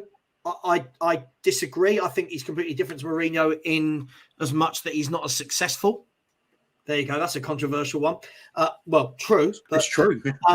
Peter said, all this talk about managers, to me, there's no substitute for top quality players, of course. David has said they accept it because it's Conte. I agree. Kelvin has said Southgate CV is slightly different to Conte's. Yeah, but that's not what he was saying. He was talking about the style of football. And Mark, absolutely spot on. This is the best comment for me. Let's face it. If it wasn't Antonio, there'd be riots. Mark, let's say Steven Gerrard had taken the Spurs job right? No, wait. They don't even have to do that. What if Nuno was still here? Right. Absolutely. So it is because his name is Conte, right? Because otherwise, if we're gonna say it's about CV, like Kelvin said, then why is Jose not still here if it's about CV? He had the best CV of them all. No? Yeah. I'm just saying. Exactly. I'm just saying. If it's not the name and it's the CV, why did our fans hate Jose? It's interesting, isn't it? It must be the fact they were at Chelsea. Oh wait. Exactly, absolutely, and this is spot on again, Tony. Mourinho had a worse team. Conte's is better. We should expect better. Absolutely. Kelvin saying it's not because it's Conte at all. It's because of what he's achieved. Okay, but never at a club like Spurs. And this is the big thing for all of them, Kuva. Even if we were going to bring in Pep Guardiola, yeah, the onus on people achieving is they've not done it at a Tottenham. I don't quite get this comment anyway. It's not because it's Conte at all, because of what he has achieved. Big difference. Surely you are what you do. Yeah. You are what you've achieved. Your actions define you. Yeah. Yeah. I mean, Flying Solo has said, I simply will not and cannot tolerate this awful football. I refuse to go to games when Jose was in charge. Same with Nuno, same with Conte. Flying Solo, I hear you. I went to a few games at the beginning of this season. Can't stand what I see. Can't stand what I'm charged. I won't go. And I've been going to Spurs for nearly 40 years. I won't go all the while this is happening. Darren has said, question, does it matter on the style of football if the club will avoid trophies and work well below the club's capabilities anyway? I mean, I think the point of this, if I've got this right, Darren, is I think Kuva will probably agree. I know Kuva will agree with me on this one. We talked about it many times. Is if we are avoiding trophies, as you say, if we're not winning the trophies, then the style does matter to me. Because if I'm not winning trophies, I at least want to be entertained as a football fan. I at least want to see that my team had a right good go. Not that my team sat back for, had 34% possession, done a few counterattacks. Luca said, when played right, I don't consider Conte football dull and boring. It's another take on it. I think you can level that at Mourinho as well, or even Nuno. If it works and you win and there's a few goals, it's easy to look beyond what the norm is. But yeah, fair enough. It's a fair enough comment. This I completely disagree with. Style of football is irrelevant when picking a manager who wins. Kelvin, the problem. It's managers who win elsewhere. They're not winning at Spurs. We've got to stop talking as though we're winning things. Yeah. So, style of football. You can't tell me and Kuva that the style is irrelevant to me and Kuva, because it is relevant for us, right, Kuv? I'm even more demanding. I demand that we win in style all the time. Right. I won't accept anything less. He can grind out a league title. I'm still not going to be happy if it's crap football. But Gaz, humour me. If you think Conte and Mourinho are the same, how can I help you? I don't think they're identical in any way. But what I do think is that both of them have the kind of same beliefs when it comes to being on a pitch. But neither of them... They both have a reputation for grinding out wins, don't they? In big there games. you go. You said it better than I could. Yeah. So, but please enlighten me. I need your help, apparently. Enlighten me. What makes me laugh, though, is that when Jose was here, it was, his football, he's a dinosaur. He's a dinosaur. Yeah. And when Conte's here, it's style doesn't matter. So fans don't quite stick to what they preach. Conte Chelsea period is not the same as Jose's. No, Chelsea were much better to watch under Jose Mourinho than they were under Conte. Ask Chelsea fans. David Clark said, I think we might as well have Barry Fry as manager if the fella is still alive. So at least Barry Fry will thrive being given all the stick and not the owners. Lucas said, you cannot compare the football under Jose Nuno with what we're seeing with Conte. Well, no, Conte's got a much better squad than those two had. Am I wrong in saying that? There are times when you certainly could. I mean, I agree with you, Kuva, but even then, look, let's make this really clear. from what Jose had to what Conte had, right? So other than Kane and Son, what did Jose have, right? And now when you look at Conte, Conte's got Bentancur, Basuma, Perisic, Kulusevski, Romero. Stop there, Kulusevski. But you see what I mean? That alone makes it a better team. Right, but you see what I mean? He's got Romero at the back, Bentancur and Basuma in the middle. He's got Kulusevski to play that front three. He's got Perisic. What did Jose have? Rodon, Tanganga, Sanchez, Dyer. He didn't have Longley. What are we? I don't understand how people can't see that. Anyway, Kelvin has said to you being the important thing to point out. I don't know what that means. James Palaya said Conte will never ever deliver nothing with League at the helm. I completely agree with you, James. Flying Solo has said, Kelvin, that's false. As per our website, we are about playing with flair, style, and passion. Players, coaches, staff, and fans. We move forward together as one. Conte has built palaces because his brickies had golden trowels at Spurs. He has had too many hod carriers. I mean, Kuva, whichever way we look at it, right? It's difficult, isn't it? Because as fans, we all adapt and we all change, and our opinions will slightly vary over time. But the one thing for me is I've always said is I don't mind the bad football, right? But it has to guarantee trophies, guarantee them. And where I'm annoyed is whenever I've seen Conte playing in cups where we could win, the FA Cup against Middlesbrough, the League Cup against Forest, the Conference League against Mura, he can't deliver. So all of this, he's a winner. Is he? Is he a winner? Or just a winner when he's not a Spurs? Nobody's a winner at Spurs. The only winner's football. Oh, no, wait, it isn't, is it? We said it before, we can't really compare any manager. When they come here, it's a different kettle of fish. It's like expecting a Formula One driver to race with his hands in handcuffs behind his back. That's what being at this club's like. I don't see the relevance in saying, one manager is going to succeed when another one isn't. It's none of them are. I've given up on this. Under this ownership, there's no way I'll see us winning anything. The only chance we'll ever have is an odd League Cup or something. Get some fortunate run to it, and have a good day or something. It'll be a fluke rather than well-earned victory. With Conte, what does he do? He wins leagues. He wins championships. Yeah. If we look like we're going to do that, then we know Conte's getting supplied what he needs for this club. I don't think we look like anywhere near like we're going to win a championship. I think we're miles off. What are we, 9 points behind the leaders at the moment? I won't even say their name. Something like that. And with a game, played a game extra. Something along those lines. So if we look at the Premier League table, we are 8 points off the top and they've got a game in hand. We're below Newcastle. Man United are 3 points behind us. They've got a game in hand. Liverpool got a game in hand on us. Look, Kuva, I said at the beginning of the season, I truly believe we'll finish fourth. Nothing to do with Conte. I truly believe we'll finish fourth because we've got Kane, Son and Kulusevski, and they have more firepower than most other clubs in this league. Yeah, I mean, let's get things right anyway. I'm never going to say Conte's a bad manager. He's clearly got the capability of making the team a winning team.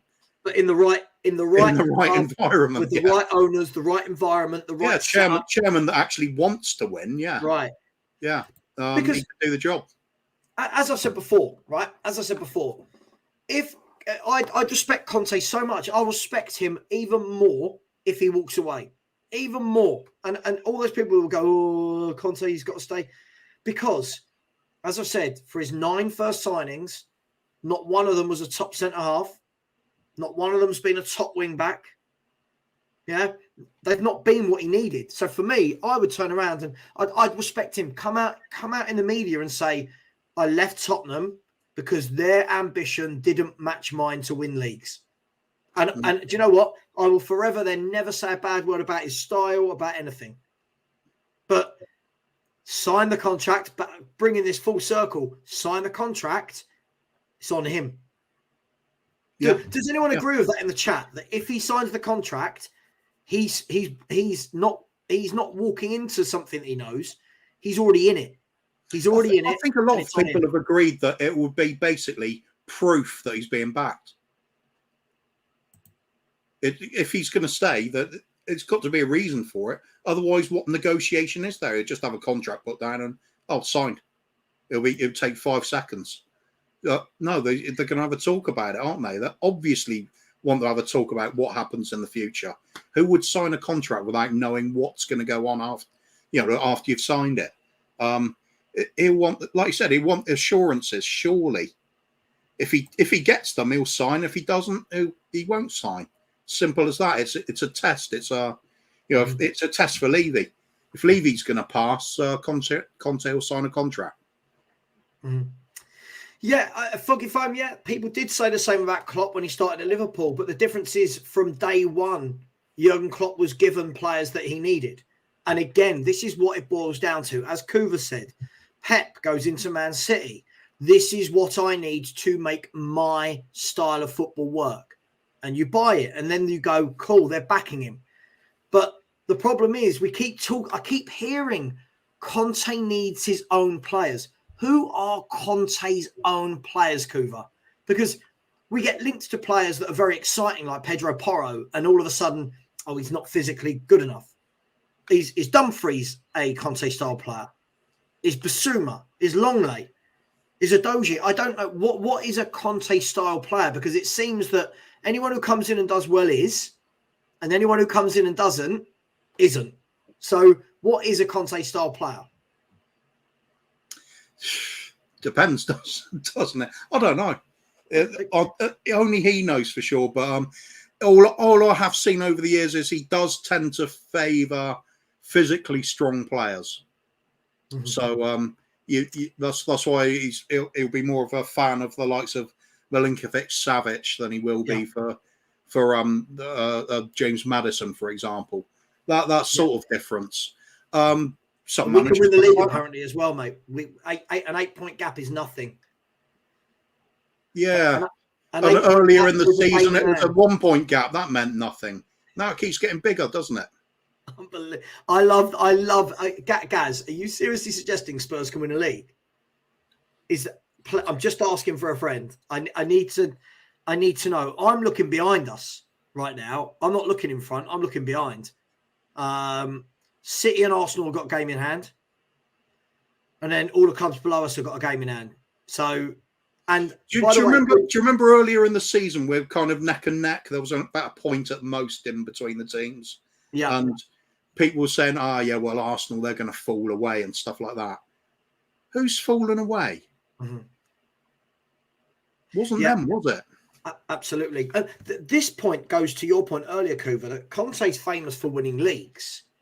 But like Flying Solo said, it's got to be pointed out that he has a very average Champions League record. He's won about 35% of his games while in charge of Juve, Chelsea, Inter and us. That's appalling, right? That's really poor. Yeah, for me, I'm not bothered about that. If we're backing Conte and going for it, I want to see the Premier League title. Of course. That's what he's here for. That's it. But I guess the thing for me is when people are going, he's only been here a year, he will win things, etc., etc., etc.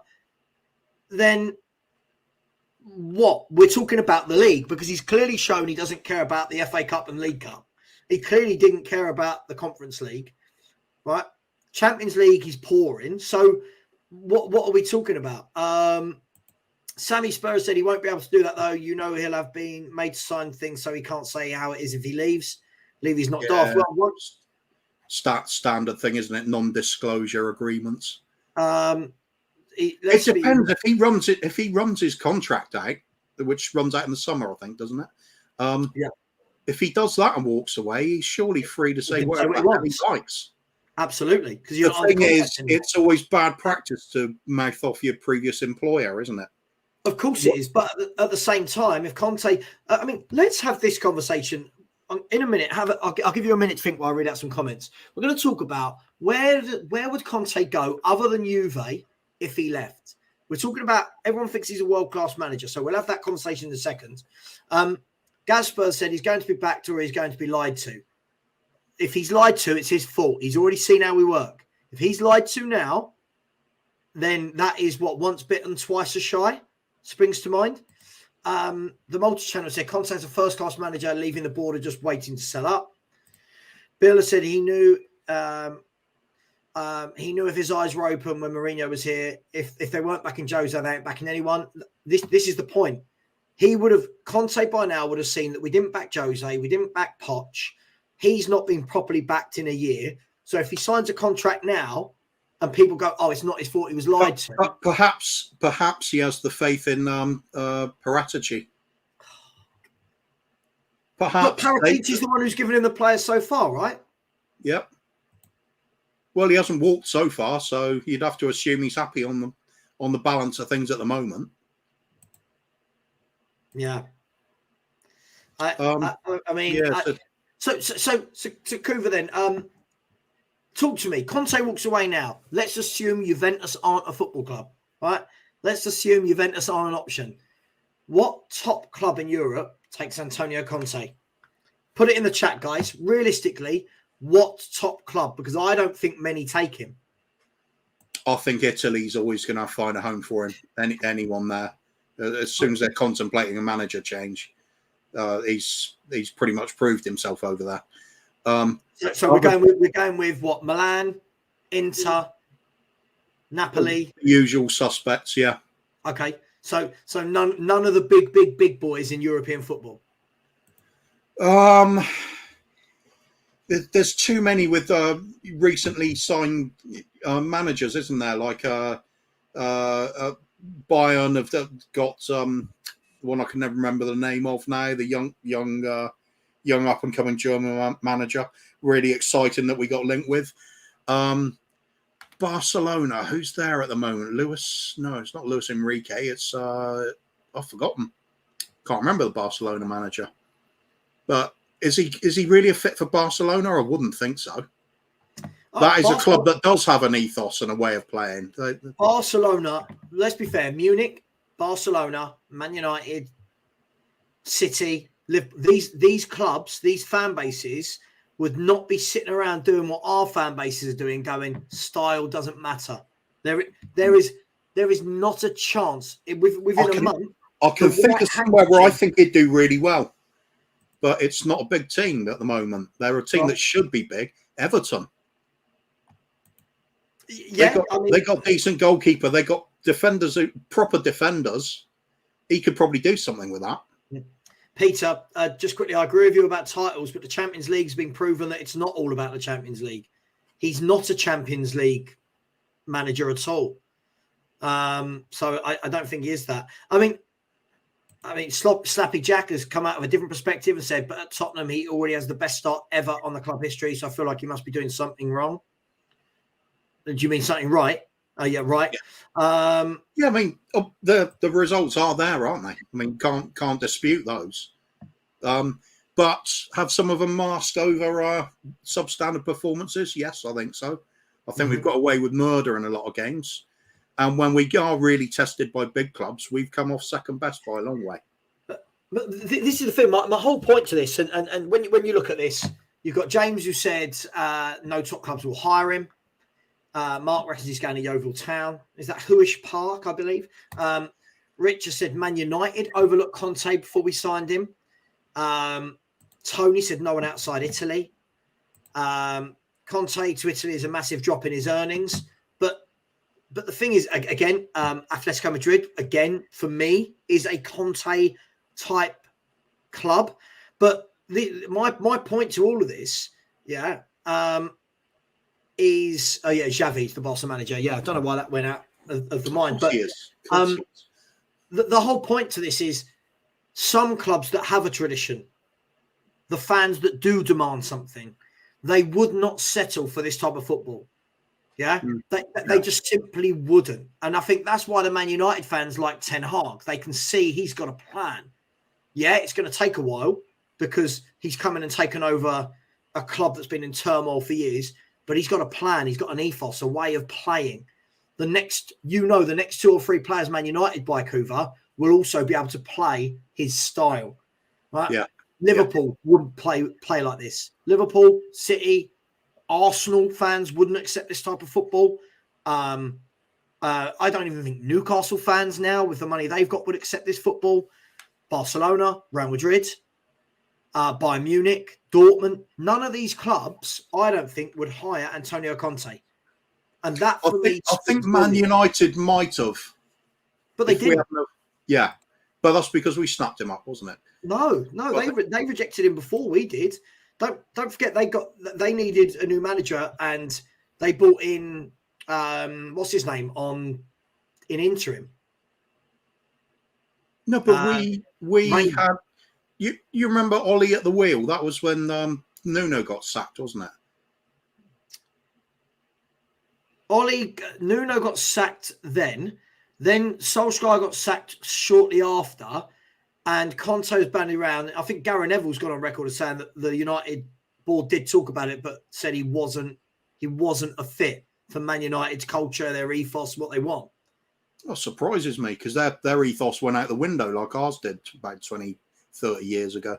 Well, I mean, but it didn't. It went out the window, didn't it? When Ferguson left, and I think that's That's what they're trying to bring back with a Ten Hag, right? That's why when Man United have gone and signed a manager, it's got to be right. If you remember how long it took them to get a manager, there were a lot of names in the hat.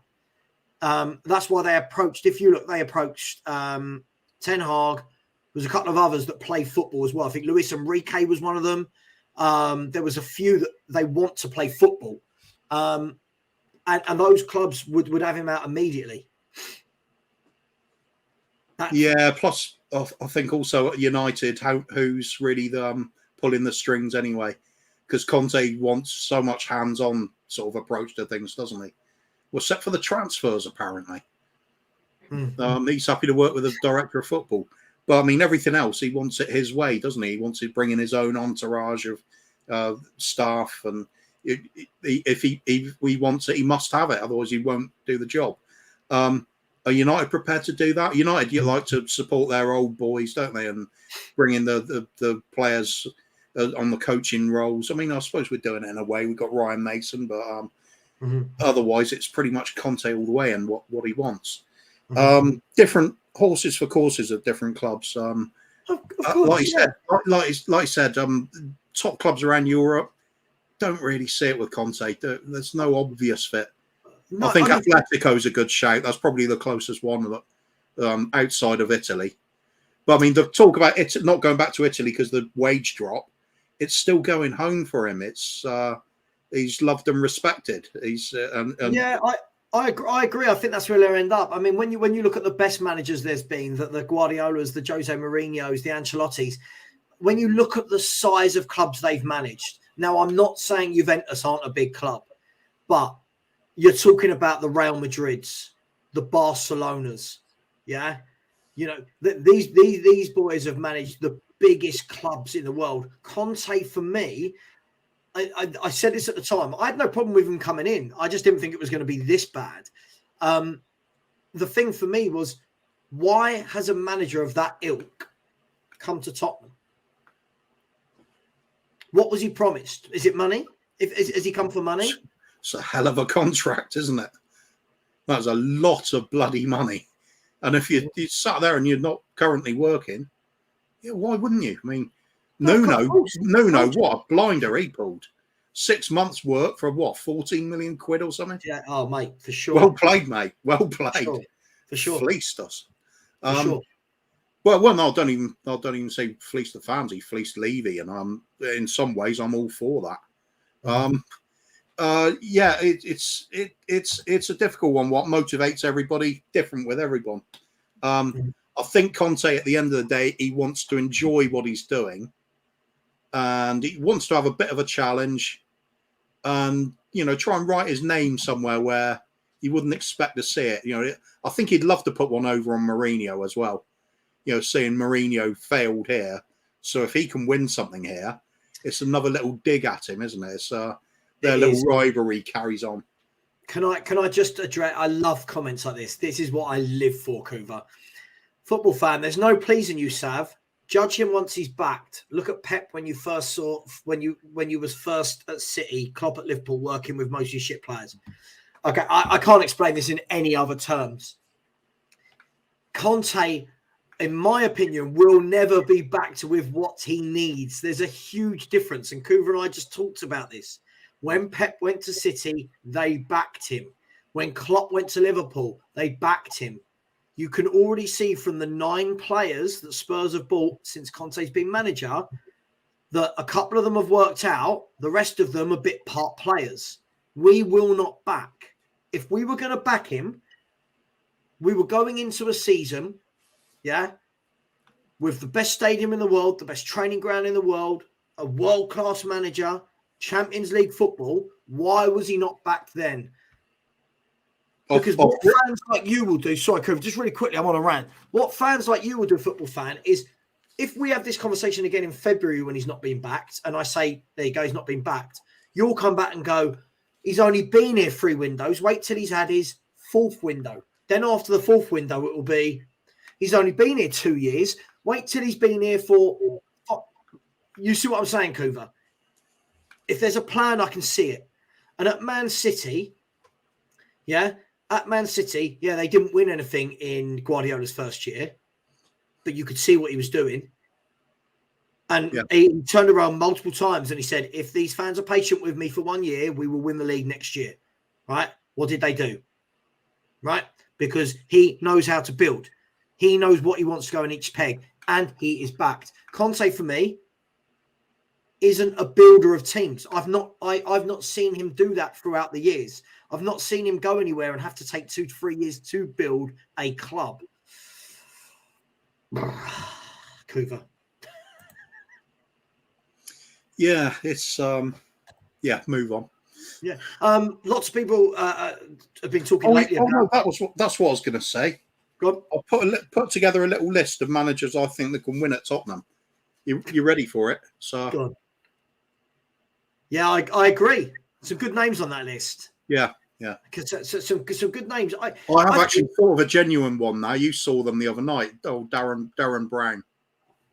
If he can get on camera and hypnotise all the fans into thinking we won something. Yeah. That's probably our best bet. I think a lot of fans, a lot of what we're saying, I think we all want to get to the same part, the same place. I feel that when we're having conversations, though, we're all saying kind of the same things, but coming at it from a different way, right? So, I'm not blaming Conte for not winning anything. I don't expect he should be winning anything with the squad that he's got. Do I blame him for the style of football we play? For sure, I do. Yeah, because he works with them day in, day out on the transfer on the training ground.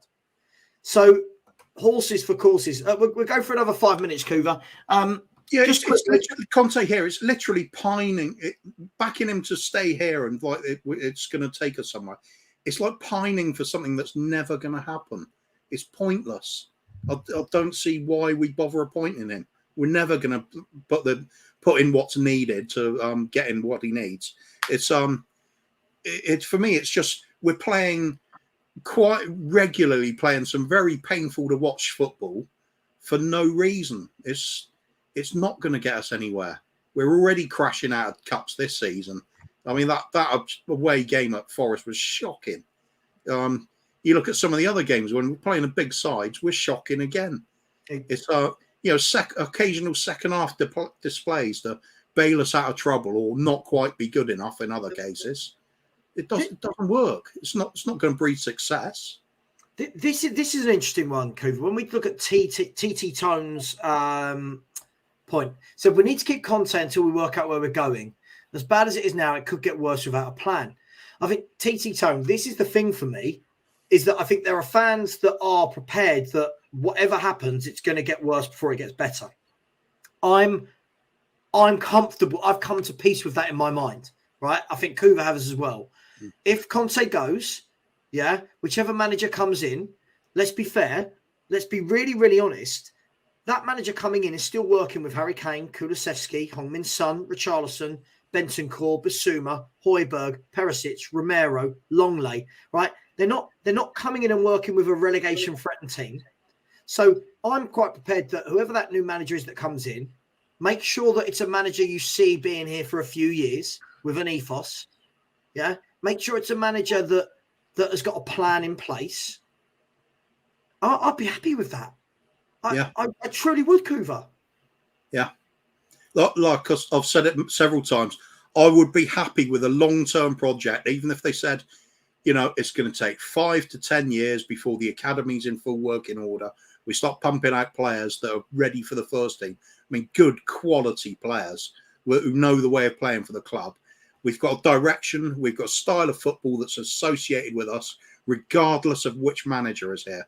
If all that was on the table, when we're saying this is the plan, we are going to be trying to win the league, come sort of 5 years time. That's when we're going to start really going for it.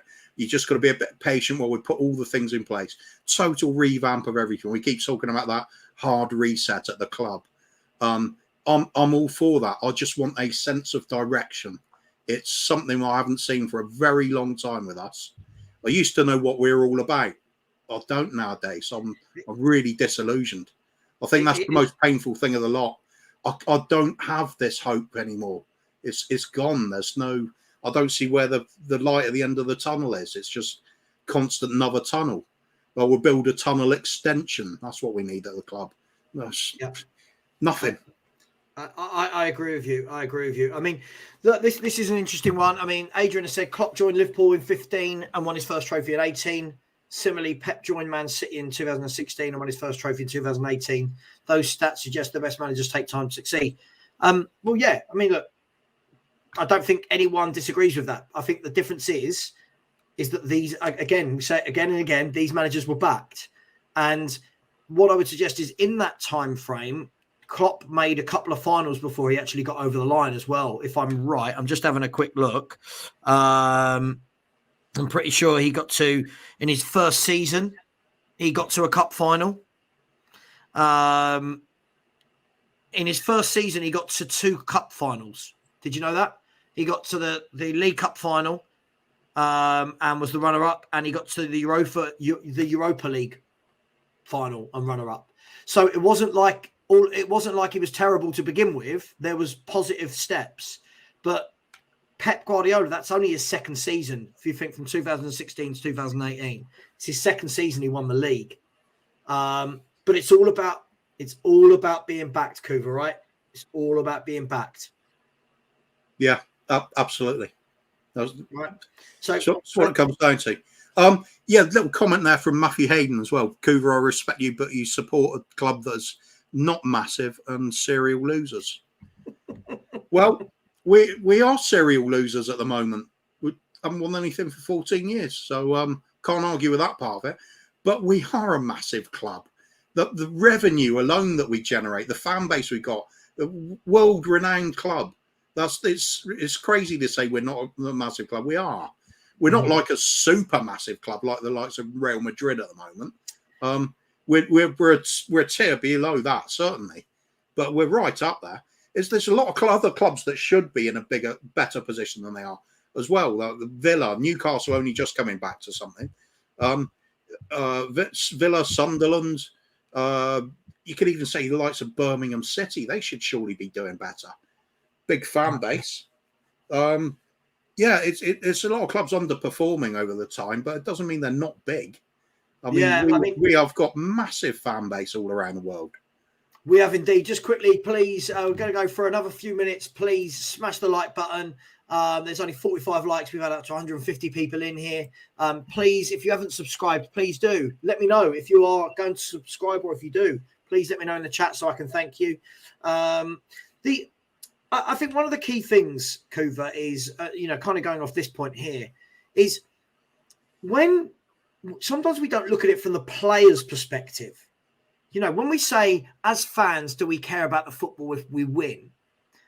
What about players? Because if you're going to say to a player, okay, for the next 3 years, we're going to play boring football, right? But we're going to win something in 3 years' time. As a player, do I sit down in my head and go, yeah, I'll do this for 3 years to win something? Or do I want to go and play? And what I mean by that is if you had looked at the players under Klopp, for example, and the players under Pep, they would have seen the style those managers were bringing and thought, yeah, I like what we're doing here.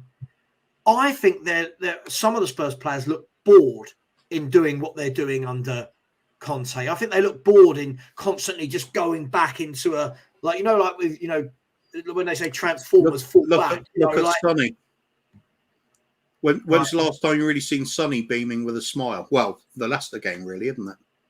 Rest of the time, he looks really unhappy with what's going on. Is it just that simple? They're just playing in this constrained sort of mode. It seems to be that way, but on the other hand, you also got to balance that with what happens with Kulusevski, Bentancur. They're playing well. They seem to be enjoying themselves. So it's kind of a transitional period for a few of the mainstay players. I mean, Kane hasn't had the happiest of times in the last few seasons. Yeah, he's still hitting a few goals in and getting the assists, but is he the same player he was a few years back? He's a different sort of player now, I think. Yeah.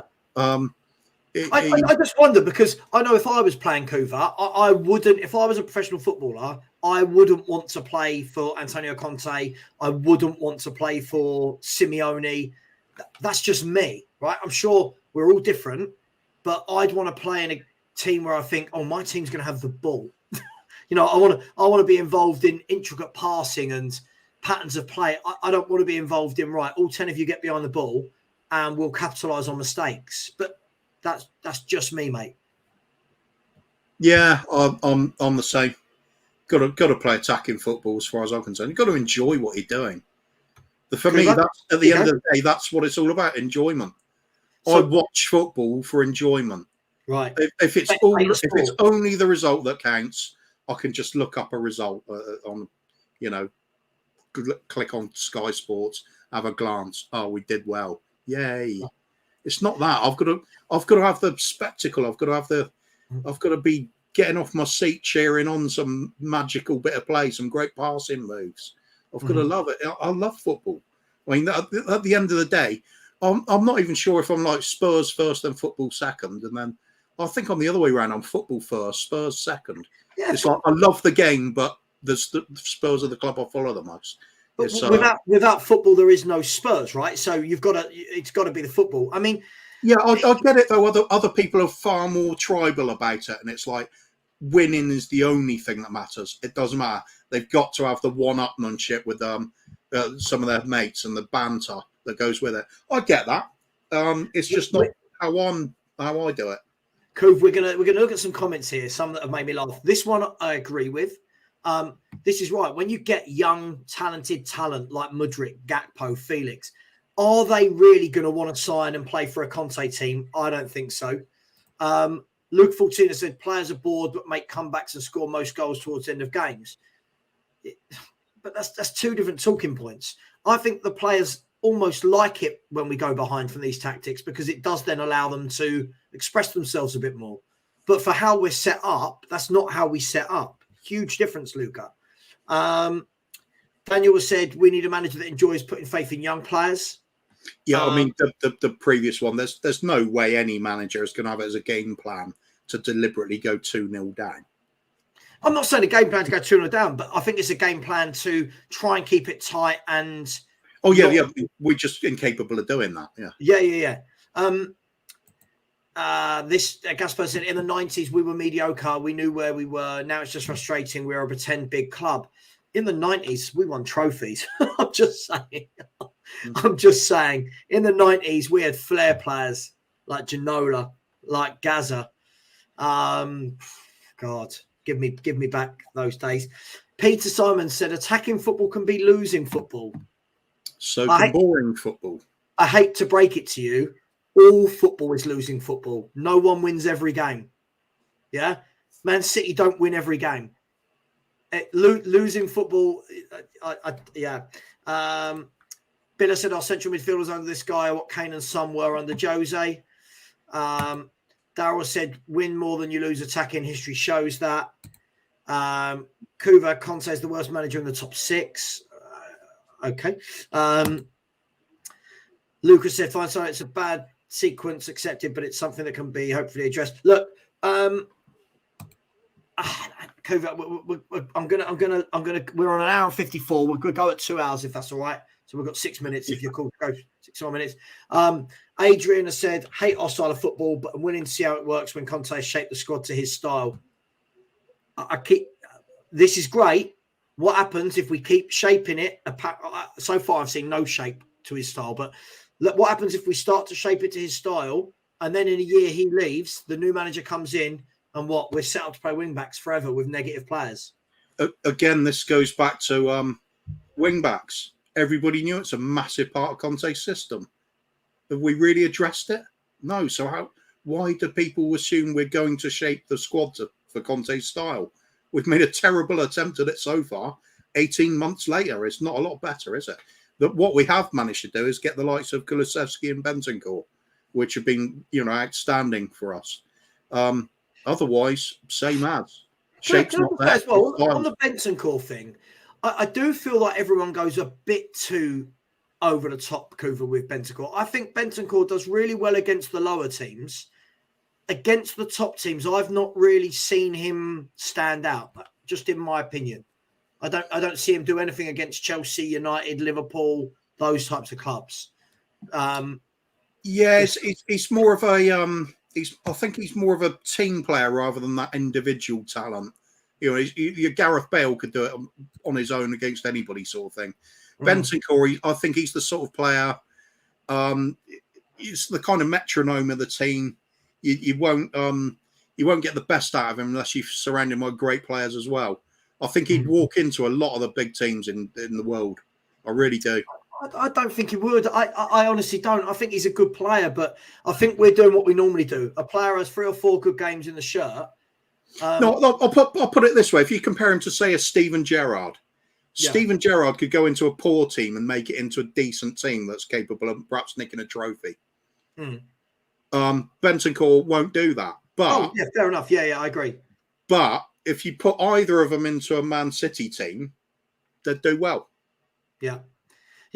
Just quickly, North London Pete, thank you for another super chat. Said, and this is it for me. Let's be honest. If you don't know how this Conte experiment ends, where have you been the last 22 years?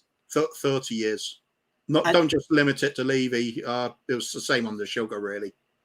But absolutely. But I think what he's talking about in this tenure, let's be really honest. We had this with Poch, we had this with Jose, and now it's Conte. And every time the fans think it will be different.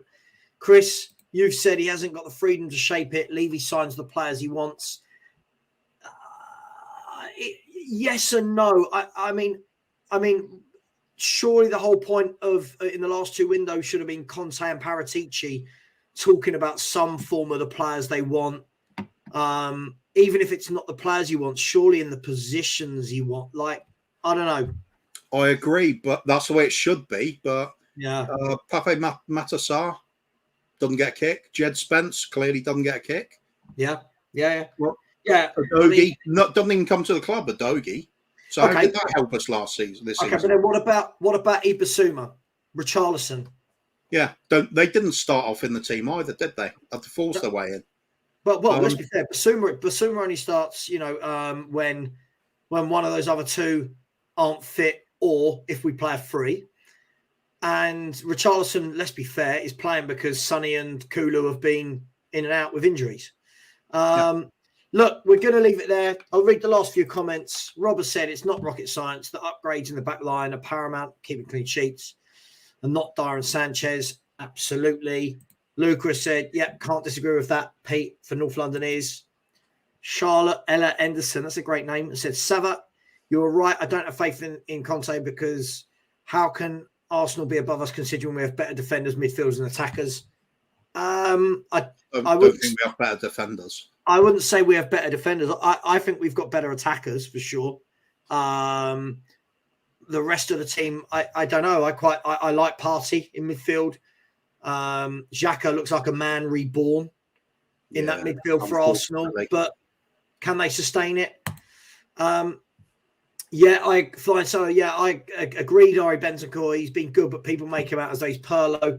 I think the thing for me is I've never seen him do it against a top team. He had that really good game against Leeds, and then I saw I saw lots of different YouTube channels and Instagram posters asking if he was world class. And I think that's where it just gets a little bit silly. Kuva, it's been a pleasure. Quickly about Bentancur. Yeah, I think the way I'll describe his play is he's an enabler. So he's not actually going to. Yeah, he's not going to control the game himself, but he will help others to do it. I completely agree. I'm not knocking him, by the way. I just think where we've been starved of such good players for so long, when a player comes along who's good, we want them to be world class. You know what I mean? Like you know how the fan base is, Kuva. If like Bentancur's injured, right? Apparently, I'm not sure if he'll make the first game, right? If Basuma starts against Brentford and has a worldie, you know how our fan base will react. It is, my God, he's a beast. He's a monster. He has to play every game. He gets into every team in the league. He's better than Partey. He's better than Rodri. That's what we do. A player has a good game and we elevate them. THS here said, are you guys saying that we can be fourth without Conte, or do you want to be in the top, or don't you want to be in the top four? What, of course, we want to be in top four. I don't understand the question. Like, what are we saying? I think any manager should get this squad top four with the forwards we've got. That's what I think. I think THFC is obviously of the opinion if we get rid of Conte, we won't make top four, which is fair enough. Personally, I don't think we're going to make top four anyway this season. Tell you what, just really quickly, Kuva, so I know we're going, just really quickly. I mean, this is an interesting take. Kane gets into the Arsenal team, but Kulu and Son don't. Kulu definitely works. Current form, Son probably doesn't. Martinelli's an excellent player. Agreed. Actually, Saka's having a blinder as well. Interesting talking point, this. I think Kulusevski would easily fill in, though. Oh, he's great. For sure. I think for sure. Kane certainly gets in there. For sure. Yeah, just an interesting one. Look, Kuva, it's been a pleasure as always. I'll catch you further down the line. Thank you to everyone for your chats. We've had some really good Tottenham chat. We might go again tomorrow. You never know. We'll see. Who knows with the Conte situation? We'll see how it pans out. And one thing's for sure, we'll know one way or another very, very soon. If he signs, then we know it's all over to him. If he doesn't sign, the Tottenham Hotspur merry-go-round circus goes on more. If he doesn't sign, got to be looking at Mr. Levy heading out of the door soon. So that's the thing. If he leaves, if he leaves, I don't necessarily think it's a bad thing for Tottenham, for the fans. Not for his style. I think now there are still so many fans.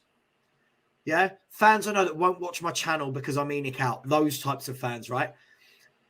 I think there's so many fans that still don't think it's anything to do with Levy. And I think this might swing some of their opinions to the other side. We'll see. Kuva, it's been a pleasure. Everyone in the chat, thank you very much. Please hit that like button. Please subscribe if you haven't already. We're 8 away from 2,400 and we're aiming for 3,000 in the next 2 months or so. Big ups all in chat as well. They're doing a great job providing loads of talking points. Yep. And look, everyone enjoy the game. Argentina versus Croatia. And I'll see you tomorrow. Take care, guys.